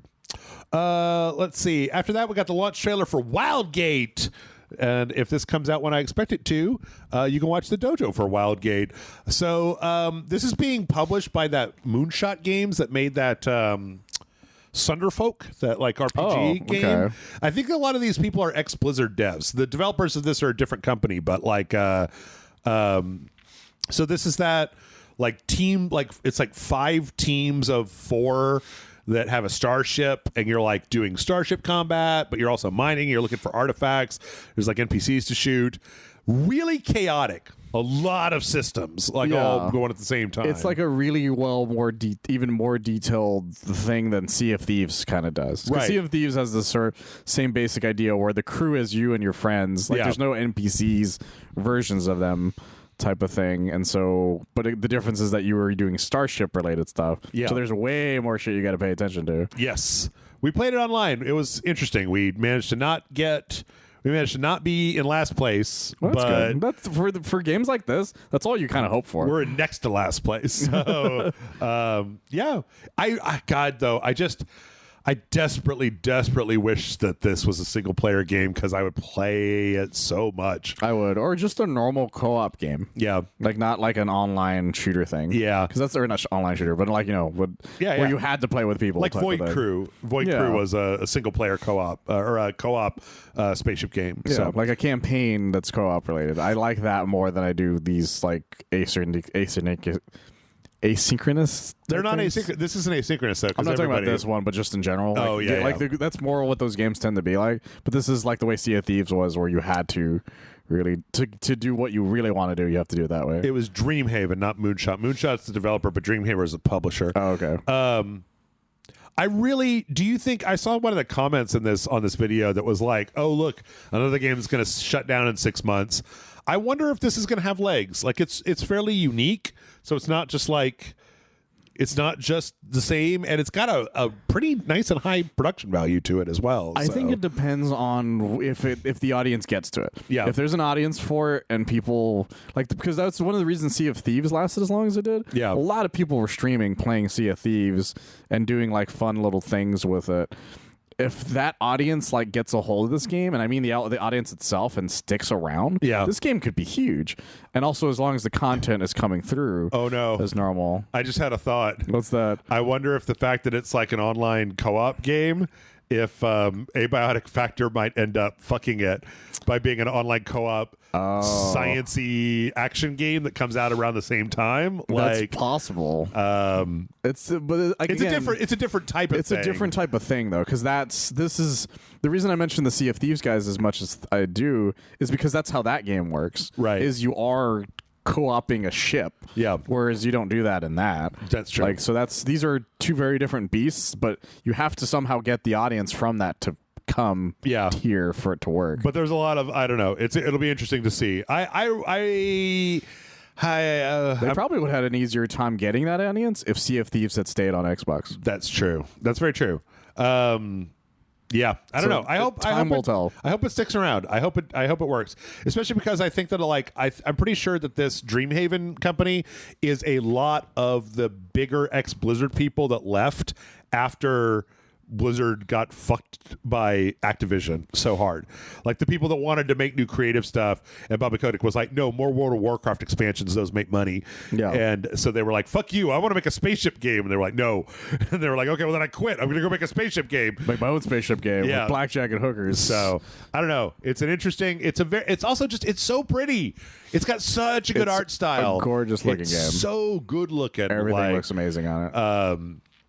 Like even that jump ship game that looks pretty good, but like, man, this thing has got that like old school Blizzard charm to it of just like really amazing character designs and kind of semi-cartoony stuff, but it still works. That's why I think it has a good shot. Yeah. Compared to a lot of other games that probably would have tried something like this. Yeah. So, yeah. I don't know. We'll see. Let's see. Speaking of Abiotic Factor, we got the launch trailer for Abiotic Factor. Guys, that game is interesting. It's stupid fun. Stupid fun. One of the reasons I was a little discombobulated today because it was like, okay, well, now that I've recorded all the dojos, I've done everything, I can start a brand new save game where I'm going to actually play Abiotic Factor from the beginning. And then I ended up playing it for too long last night. I didn't get a chance to get my shit together. Right. So sounds exactly about right. Yeah. What's interesting though is that this launch trailer shows a lot. Like, it shows a lot of like the later places in the game, some of the different enemies, and some of the other like biomes and weapons and stuff that you can get. It also shows how violent the game is, which is great. Yeah, because it is a violent game. It also looks a lot better. Like I kind of turned off a lot of the visual enhancements because I don't want the game to crash, but like it's got a pretty good lighting engine for because it's all in UE5. Yeah, it just has low resolution, slightly lower resolution, slightly stiffer animations. So yeah, they don't put too much effort in a lot of the animations of using things, right? But enough to make it still like a fun time. But like the lighting engine still works really nicely. Yes, so and there's a lot of really interesting things that you can do in this game. So yeah, go back and watch Michael and I play it. Michael tried to spend the entire part 2 in a desk chair. I did. Just rolling around in a desk chair. The game figured that out, though. The game didn't want you to do that, but we didn't care. We tried it anyway. We did try. We kept trying. So, yeah. Abiotic Factor is on PS Plus and Xbox Game Pass, as well as Steam, etc., etc. I think it's great. I think it's going to be... I don't know. Like, the people that play it really like it, so the question is going to be if enough people play it. I think it's got a chance to be like this year's Dark Horse Balatro, where it's like fucking Assassin's Creed and like Death Stranding 2 and Abiotic Factor. It's got a good chance, I think, especially after what we played and just how addicted you've gotten to that game. Oh, it's so good. I'm curious. I wonder what the Metacritic is for it. Where is it? Because I was curious what its score looked like.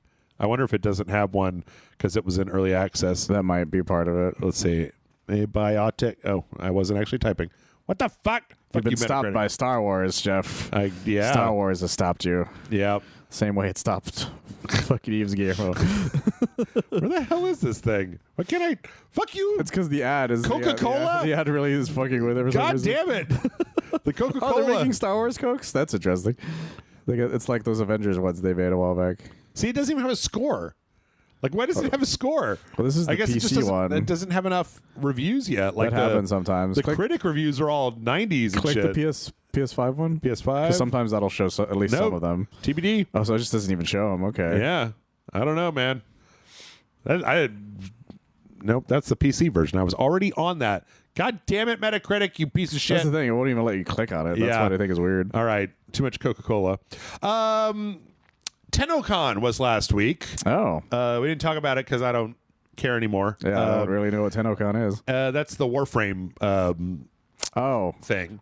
I didn't know. So we had so that means there was a new trailer for Soulframe, which is the next game they're going to be making. Oh, that's right. Yeah. And I don't know. Soulframe looks pretty good. Like, I don't really want to play it when it's in beta. Like, I kind of want to wait for it to come out to actually play it. But everything I've seen about it, it's very creative. Is that a multi-bear? Yeah. That was a bear that turned into the three-headed bear. Like, everything I see about it just looks like a fantasy game that is incredibly creative. And I'm curious, very curious, because I feel like I don't want to play Warframe because I didn't get in on the ground floor and I've got to grind for fucking 90 hours to get to the DLC. The DLC, yeah. But I don't know. I'm kind of interested in this, especially if it starts off as free to play. It could have some fun stuff in it, yeah. Because it looks really, really interesting. Like, it's just very creative. Like, so I don't know. Did you ever try playing Warframe at all? A friend of mine tried to get me, a guy that I worked with tried to get me into it, and I started it for like 5 seconds, and then I was like, you know what? I just don't have time for this. Yeah, I had too many games at the time on my backlog, and he was trying to get me into it, and I was just like, I just wasn't really into free to play stuff at that point. Sure, the way I am now. Yeah. I'm also really interested in this trailer. There's an enemy, and the title of the enemy is Wazard of Wastes. And I'm like, Wazards? Is that a misspelling, or is he actually a wazard? Is that like you're a bad wizard or a good wizard? That or wazard came from the wastes, Jeff. Wazard, yeah. Let's see. We got the launch trailer for Wu Chang Fallen Feathers. It's a whole story about this thing getting review bombed by Chinese audiences because it doesn't run very well. Really? Yeah. That's a shame. Which, I don't know. Everybody says that it's really hard, and it's... Oh, if it doesn't run well and it's hard, that's a disaster. I don't know. I haven't done any dojos for it yet, but we'll see. Yeah, this is that Bird Souls-like where you play as that lady... okay, yeah, I was about to ask, is this the bird one? This is the bird D one? The bird, yeah, the Bird Sekiro game. It's supposed to be really difficult. I don't know. Maybe I'll see if it has a difficulty slider and just play it on easy and see if that's too difficult. But you know what occurred to me when I was watching this trailer? I was like, oh, is this Black Myth Wukong plus Stellar Blade equals Wu Chang Fallen Feathers? Like, it's a hard Souls-like, but it's also got a lady in it. Like, that's true. Except she doesn't seem nearly as busty as the lady from Stellar Blade. No, she looks like a normal person. She's got clothes on. Yeah, well, there's that too, yeah. Like robes and shit, not like skin-tight hooker bot. And a lot of different outfits. Yeah. I don't know. This one's on Game Pass, so I'm going to check it out. I don't know, though. It takes a lot for me to get into a Souls game. Like, it took the Liza P people putting up difficulty slider in for me to get into it. Which is fair, because I wanted to play that one, and I got bounced off of it pretty hard. Yeah. Long trailer, too. 3 minute 40 second. That is a really long launch trailer. So there's a lot of bosses and a lot of action. I'm not used to the launch trailers being that long. I'm not used to any trailer being that long. Like, that should say development diary at the bottom. So, yeah. Let's see. After that, we got a trailer for Painted in Blood, which is a game that I've been kind of keeping my eyes on. Kind of a horror themed boomer shooter. There was one trailer for this before, but yeah, we got a second trailer for it. It's very like gothic horror, kind of lo-fi action. What's weird about it though is it's very blurry. It just seems like it's not very sharp for what it is. Like, they have a heavy anti-aliasing filter going on. It's a little strange because of it. And because some of it's like detail, but some of it's not at the same time. Yeah. But it looks like it could be a fun time if it works correctly. Kind of reminds me of like that Painkiller, right? Like the OG Painkiller. Yeah. Or kind of like Bolt Gun, but like Bloodborne. Yeah, actually, that's the thing. The way the animations remind me of is the way probably they might have did something similar the way Bolt Gun does. Yeah, because a lot of people don't realize that Bolt Gun is completely 3D. Yeah, they just did it to the way where it looks like they're not. Yes, so so some of it looks like that, but although you can actually tell they're 3D in this one. So I think that's interesting. I don't know. It's very violent and very dark, and I like that.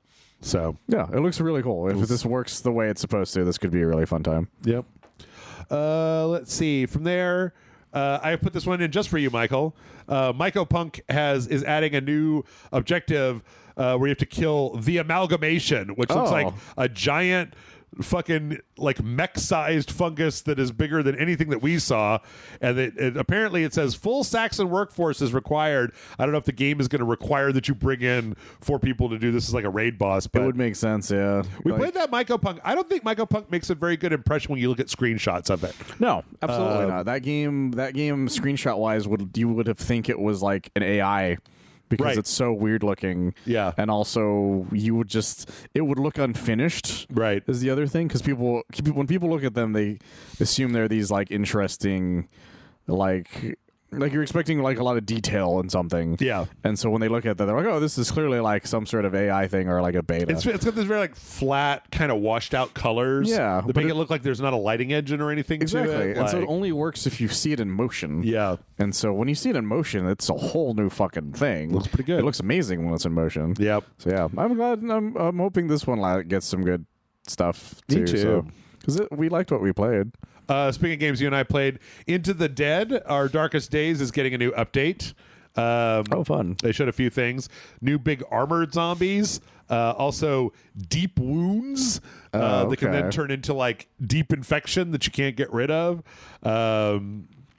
And then also... so it gives you the option to, like, get rid of them. Kick out infected. End up becoming fully infected. Also, though, a difficulty setting... That would be very nice. Where you could choose, like, casual, normal, hard, or even a custom difficulty slider. And I'm like, yeah, I don't know. I might actually be interested in playing that game if it wasn't, like, soul-crushingly difficult. So yeah, and also, like, soul-crushingly, like, if you fuck up, type of thing. Yeah, start over. Which I get, but yeah, it's not for me. Atari 50 was that game that had it was by what are they called? Digital Clips. Oh yeah, the one that does like the interviews and stuff with people. They're adding a DLC to Atari 50 that is like the story of Namco. So it's talking about how Atari's Japanese branch got sold to Namco, and that is why they started making games. Did not know that. So then it's got like, the Atari 2600 Pac-Man, which like is very iconic. Yeah. But kind of going through all these different versions of like Namco games on the Atari 2600 and also the arcade versions and stuff like Galaga and such. But then it also looks like it's got a bunch of like interview footage and timeline stuff. So that's really cool. The Pac-Man one is always just like a notorious one. So it's funny because they were showing it. They had the music from it. Grandma had a Atari 2600 and they're like, boo da doo deet. Seeing I always laugh at the old ads for these games too because they did not know what to do with them. That's a brand new fucking thing. Let's see. We got a trailer for a game called Eclipsium. I don't know what this is, but I want to play it. It's like this extremely lo-fi pixelated first-person game where the main character just has a hand out, like a really realistic hand too. Yeah, you're using it to like open up gates and stuff, and as near as I can tell, there's like a giant tower with a heart in it where the sun should be, and you're kind of wandering around trying to do stuff.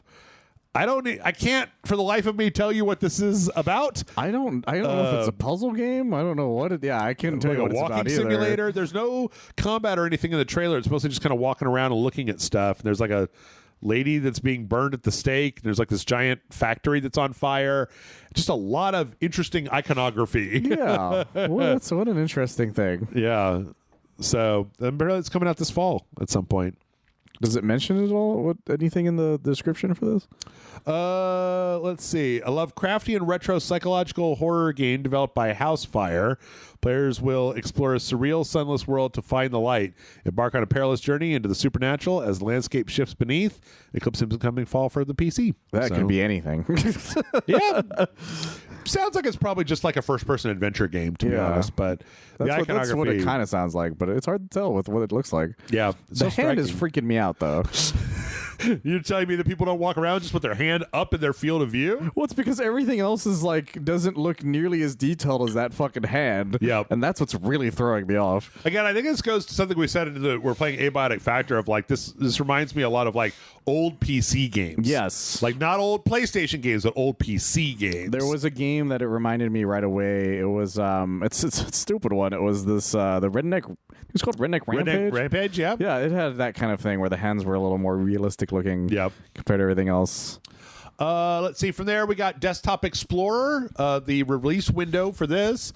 This is a game that I think is in early access right now. That's like a fake Windows 95 desktop. Oh, okay. And then like there's like a mystery, and there's all kinds of like weird mini games and stuff. But like, I don't know, kind of Hypnospace Outlaw, but more like Windows 95, like very Windows 95. Yeah, I like that they have their own kind of Clippy, but he's like a notepad. Yeah.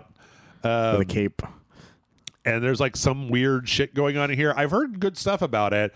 I didn't realize, but when I found out it was in early access, I didn't want to look at it until it was totally out. So, but doing kind of clever stuff with like Windows and little fake apps and stuff like that. That's really neat. Yeah. But that's got a release window of spring of 2026. Damn, that's a while from now. Shit. Let's see. There's going to be a new Sucker for Love, Michael. Really? Yes. It's very weird to me. I thought the second one was not that great. I loved the first one. Thought the second one was not that great. The third one is called Crush Landing, and apparently it's about a kind of like outer space, rainbow-colored destroyer of worlds that is coming to Earth from beyond the stars. I don't know if this is supposed to be a reference to something. I think they kind of blew their load on the first game when they put in all of the things in the first game, but this looks very Sucker for Love. Same kind of art style. There's a lot of like rainbow iconography. It's hard to say, like the kind of lady character that's in here, I can't really get a good idea of what this is. So that could, well, if we find out more, that's an interesting look. Yeah, I don't know. They just announced it, so who can say? Who can say? Let's see. They're making a game, Michael. They're making a game. You guys can't see my face. Speaking of who can say, so okay, you know the Rankin Bass Rudolph the Red-Nosed Reindeer? Yeah. They're making a game. It's like a 3D platformer where you play as Rudolph and the elf guy and the lady He's Rudolph, like a mountaineer. I can't remember. The mountaineer guy, but also like that nerd, the nerd elf. Yeah, that doesn't want to make toys. Yeah, that guy, Hermie. I forgot their names. I haven't watched that Rudolph in like 20 Hermie, years. Clarice, and then Yukon Cornelius. Yeah. So, and it looks like it's just like kind of a 3D platformer, like with using those characters. But Michael, it's so disappointing because I know that if they just skinned these things differently and took out some frames, that it would look more like a stop animated thing. Yeah. But it just looks like a bad tie-in game from the early 2000s or something. Like, yeah, it looks like something your grandma would have bought you. Yes, type of thing out of a bin that they found at Walmart. Yeah, that's like that had the $15 sticker on it next to the Hannah Montana Wii game. Right, type of thing. Like I know that's super specific. Yeah, but that's exactly what it looks like. So yeah, Game Mill, which is like Game Mill. Yeah, those guys. Fucking hell, weren't they the ones who made that Kong game? I think they were. Let's find out. It sounds like they were. I was curious to know if they were the ones that made the Carmen Sandiego game that we played. They made that fucking. They're making that Nicktoons and the Dice of Destiny. They made that Looney Tunes basketball game. Ooh, Big Buck Hunter Ultimate Trophy. Miraculous Paris Under Siege. Nick Kart Racers 3. Karate Kid Street Rumble. Nickelodeon All-Star Brawl, Nerf Legends. Oh God, I played Nerf Legends. We did, and we also played that Cobra Kai Cobra game. Kai, yep. So they're terrible. Their stuff is so random because some of these things were like okay, and some of these are like one of the worst things I've ever played in my life. Very true. That Nerf game was fucking ridiculous. It was bad. It was no good. Was that a dojo or Patreon? It might have been Patreon. I don't know. If you guys can find that, watch that because that was some bullshit. Yeah. Oh my goodness. Speaking of throwbacks, here's a weird one. This was a pre-registration trailer for a game called Acecraft. Very like Cuphead throwback animation style. Yeah. Not quite that good. It's not as good. No, it's not even. It's trying for whatever its budget probably is. And it's like a little like kind of cat guy in like an airplane. And he's flying around with like buddies. He's got some other buddies that are in airplanes, and they're kind of like avoiding these bosses. The bosses are very Cuphead, though, is the thing. Very Cuphead in that kind of style. So I was watching this, and I was like, well, not everybody can do the Cuphead thing as well as Cuphead. Like, this could still be fun. You want to do like the airplane version of Cuphead, but with a different character. You want to cash in on that stuff. But Michael, have you realized what the problem is yet? Well, we haven't seen anything. Well, yes. For one, we haven't seen anything. But two, what is the title of this video? Acecraft? Oh, official pre-registration trailer? And we just got finished knowing what does pre-registration refer to? Oh, God. Phone games. Also, there was a Powerpuff Girls reference in this as well. So stay in your lane, guys. Like, figure out where you're going. So, yeah, you get to the end of this, and it's just an animated trailer. A fucking phone. And then it's like, it's not even phones and PC and Switch. It's just phones. I was like, fuck you guys. That's like, so stupid. Fuck off. It's like, that definitely explains a lot animation-wise, though. Yeah. And last but not least, speaking of fucking off, we got the launch trailer for Wheel World. Oh, okay. Yeah, the latest game from Messhoff, the makers of Nidhogg. This is a game all about riding your bike around. Yeah, but you got this like skull thing on. It's like following you. And you can like customize your bike, and it's kind of, I don't know, it's pretty nice looking. That's right. This is the one where you race people as well. Yeah. And it's on Game Pass. Okay. So I don't know. I might take a look at it, but like, I'm very curious about like, do you just ride your bike around? Is this one of those games where I'm too old and I'm like, but why would you just ride a bike around in a video game where you could just go outside and ride your bike around? I realized that I might have gotten it mixed up with a different one where that involves like deliveries too. The Witch one? Where you're riding the broom? The Witch one was the deliveries one? Maybe. I could have sworn this one also had deliveries at some point. I don't remember ever seeing that. I remember there being another bike game that involved deliveries or something. That wasn't just the Witch one. There was that one. Because there was a few of these bike games announced. There was one that came out a couple years back that was like the Annapurna one where you're like you're taking photographs and like. Yeah, I do remember that one. Riding around and like recording nature and like having a chill lo-fi beats time, and I was like, fuck you. I didn't come here to chill out. I came here for stimulation. So I don't know, it could be an okay game. But the problem is we live in a world where okay games are not really I'm not gonna say worth your time. It's just that like if you don't feel like playing an okay game, there's no reason to go back that way. See, what I'm getting is that this could end up being a cult hit with like people that like that kind of game. Yeah, there's quite a few people really want that sort of thing. That audience exists, and I'm happy for them. Yeah, but I don't want to play the mow the lawn simulator. that isn't like a fun simulator one. I played all the Power Wash games, so. Okay, and then in our last few minutes, let's go ahead and wrap things up. There's a good chance the Switch 2 is coming to, or that Assassin's Creed Shadows is coming to Switch 2. Oh. This is back at that Ubisoft thing where they talked about basically like, yes, we've got some an expansion coming for Assassin's Creed Shadows, as well as it releasing on other platforms. And Michael, there's really only one other platform that game hasn't come out on. The phones. The phones and the Mac OS. Yeah, exactly. Or the Switch 2. And it's going to be on your Tesla now. That's right. Yeah, exactly. It's going to be a UK arcade game. Speaking of Switch 2, Randy Pitchford announced that the Borderlands 4 is also going to be on the Switch 2. I'm shocked, Jeff. Shocked. Yeah, I know. It's coming out on everything else in September. It's coming out on Switch 2 in October. Did he do close-up magic to tell people? He apparently did a fake out thing where he was like talking about it and seemed depressed or something, and then he got really excited to basically say that it was coming out. I didn't watch it because Randy Pitchford makes me nauseous. Oh, not only that, so. I got visibly upset. You didn't see it, but I got visibly upset when I realized he was sitting on a Duke Nukem chair in the beginning. Yep, that little bitch. Let's see. This could have gone by the Wheel World. This would have been a great transition from Wheel World. You remember that Descenders game where you were like riding a bike downhill? That was kind of a thing for a while. They announced like an extreme sports version called Descenders Next that was going to have like snowboarding and other going downhill stuff. That game was supposed to come out in April, and I think it got delayed.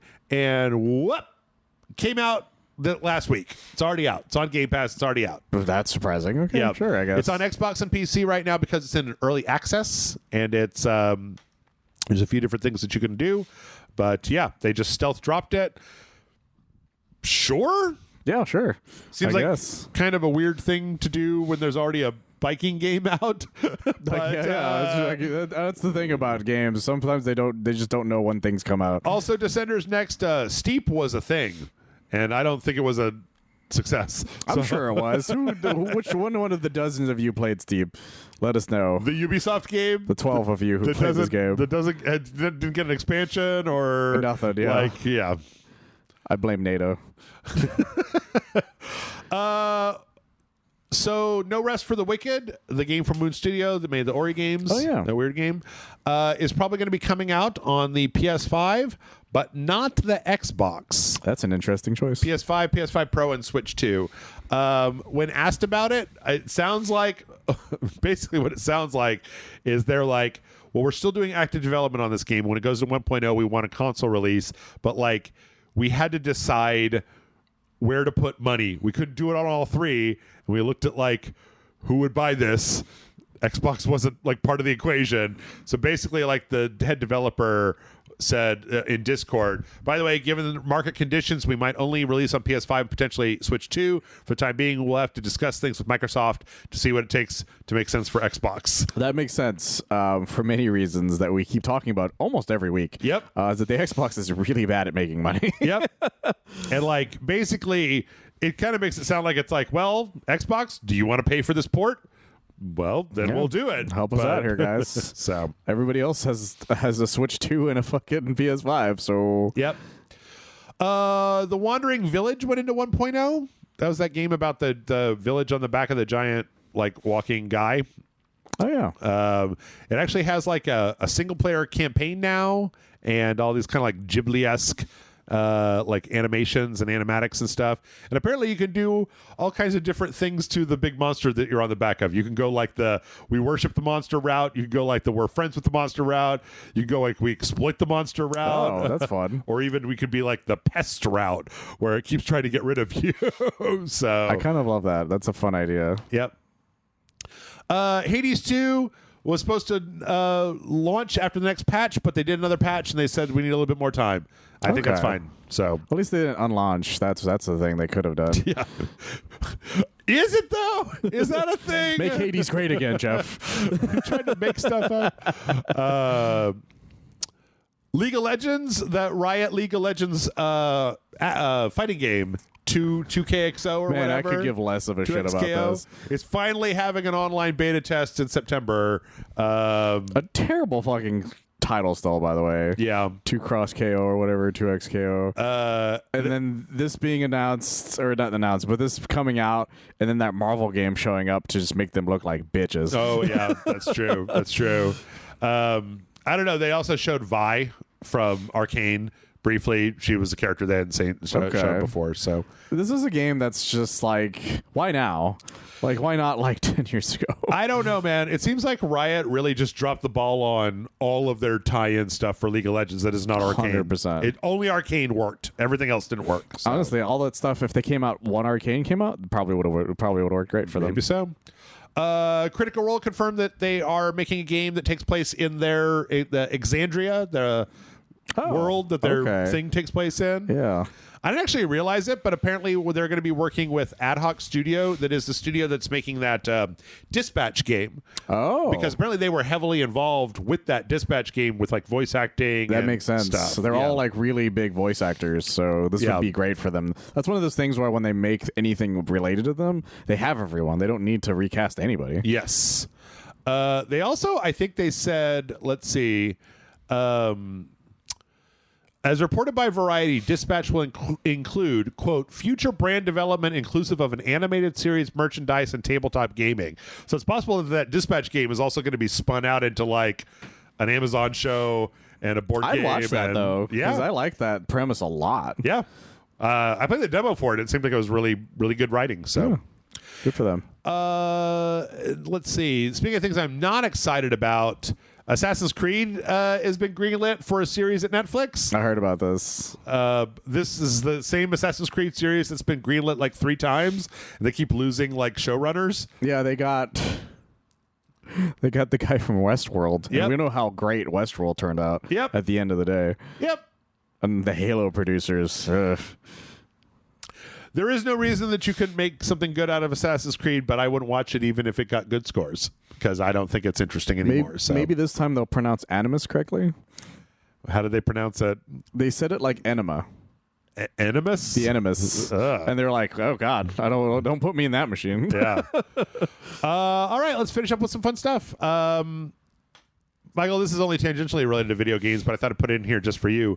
Did you see that the Lego has an Arkham Asylum set now? I did not. That's actually really cool. It's like a $300 Arkham Asylum set that comes with like more minifigs than they've had before. Where that's incredible. It's got a whole bunch of different people. It's got like the big front of Arkham Asylum and a little car to bring people in. They've got like, the orange jumpsuits and a bunch of different decals that you can make and put on places. So. I'm a big fan of when Lego like makes some really fucking cool shit like that. Like when they did the Daily Bugle one as well. I think that one was also like 300. Right. But it was also the same like gigantically huge amount of minifigs. Yeah. And the best thing about these is that a lot of people make custom lights. So you can like make like so that you can add lights to your Legos. Like somebody made one where like the Daily Bugle lights up the way an office would. So I bet you they're gonna get people are gonna make some really cool stuff for this one. I tell you, the one that I really want, the only one that I really want is the Batman the Animated Series one. That's like a picture. It's like flat that has all of the references to all of the stuff in the Batman animated series. You know what I'm talking about? Yeah. That's the one that I want. That one was really cool because we talked about that one on the show. I remember. I think so. Also, though, here's another one that's kind of cool, but I probably wouldn't buy it just because it's it's probably going to be too expensive. They made a Game Boy, Lego Game Boy. I'm always surprised that when Lego makes these. Yeah. Because it's like such an interesting concept for one of these, but at the same time, like, what am I going to do with it outside of like display it? Yeah, so I think it's like about the size of an actual Game Boy, and the one thing I think is pretty clever. And this is an OG it, Game Boy, guys. So if you're wondering, yes, the gray Game Boy, because those things were huge. I had one. I don't know what I did with it. I think my brother has it now. So here's the clever part is that. The screen, like how on the Mario one, it's like you have the little rotating screen, right? Yeah. This one, it's got a screen thing on the front, but the cartridges on the back of the cartridge, there is a lenticular thing. So when you put it in, you look through the screen at what the image is on the back of the cartridge, and then there's the little lenticulars where when you move it, it looks like it's moving a little bit, so that it's got like a little. Like a kind of simulation of moving startup screen is type of thing, and it's got a little thing that you can a little stand that you can put it on. So that's really fun. Yeah, I had one of those. In fact, the funny thing about me is that handheld wise, I started with this thing, the original Game Boy. And then I had nothing in between. Yeah. And then I got a DS. Yeah. Like all my friends had all the other versions of the Game Boys. And I'm like, I'm just sitting there playing Tetris type of thing. And then eventually I convinced my parents to get me a DS. So I went from like original shit straight to when they finally did 3D. I didn't have a Game Boy Color, but I did have several GBAs. I actually think I bought all 3. Really? I bought the original purple one, I bought the clamshell SP, and then I bought the mini. In fact, the Mini is somewhere in this house. Like, I don't know where the SP or the original shell one went, but the Mini is somewhere in here because I kept it. Because I used to take it to work because I could play games on my lap because it was so small. And I could play super easy to hide. Fire Emblem and then just shove it between my legs if my boss was like showing up, because they were like, you can't play games at work. And I was like, you try to stop me, bitch. My cousin had one, and the only reason I wasn't a big fan of it was it would like jam into my paws because of it. It was how small it was. It was smaller than the size. It was about the size of an original NES controller. A little smaller, though. A little smaller than that, actually. But they were really cool. But, you know, they were like the last minute thing, so not a lot of people bought those. Yep. And last but not least, speaking of some retro shit that is cool, I don't know if you saw this last week, Michael, but there is a developer making something called Fallout Bakersfield. Wait, no, I did hear about this. It's being made on GZ Doom, which was the I don't think we ever played it, but you remember last year there was a game called Sulaco that was like all made on Doom, but it was like expanding that engine to where it's never been before. Yeah, I remember hearing about that. They put out a 4-minute walkthrough this week showing what the game looks like, and you know what, like. Especially once they put the Fallout UI at the bottom, like it works. Like it looks. Look at that thing. It looks like Fallout, but it's like a first-person shooter action game. But then, like, it's interesting because once you get to the point where they're like actually shooting guys, like the gun animations look really nice, and there's like kind of little RPG stuff showing like how much damage you've taken. And then like he still does the Doom reactions like when he gets hurt. Yep. Or when he gets really excited from killing somebody. Yep.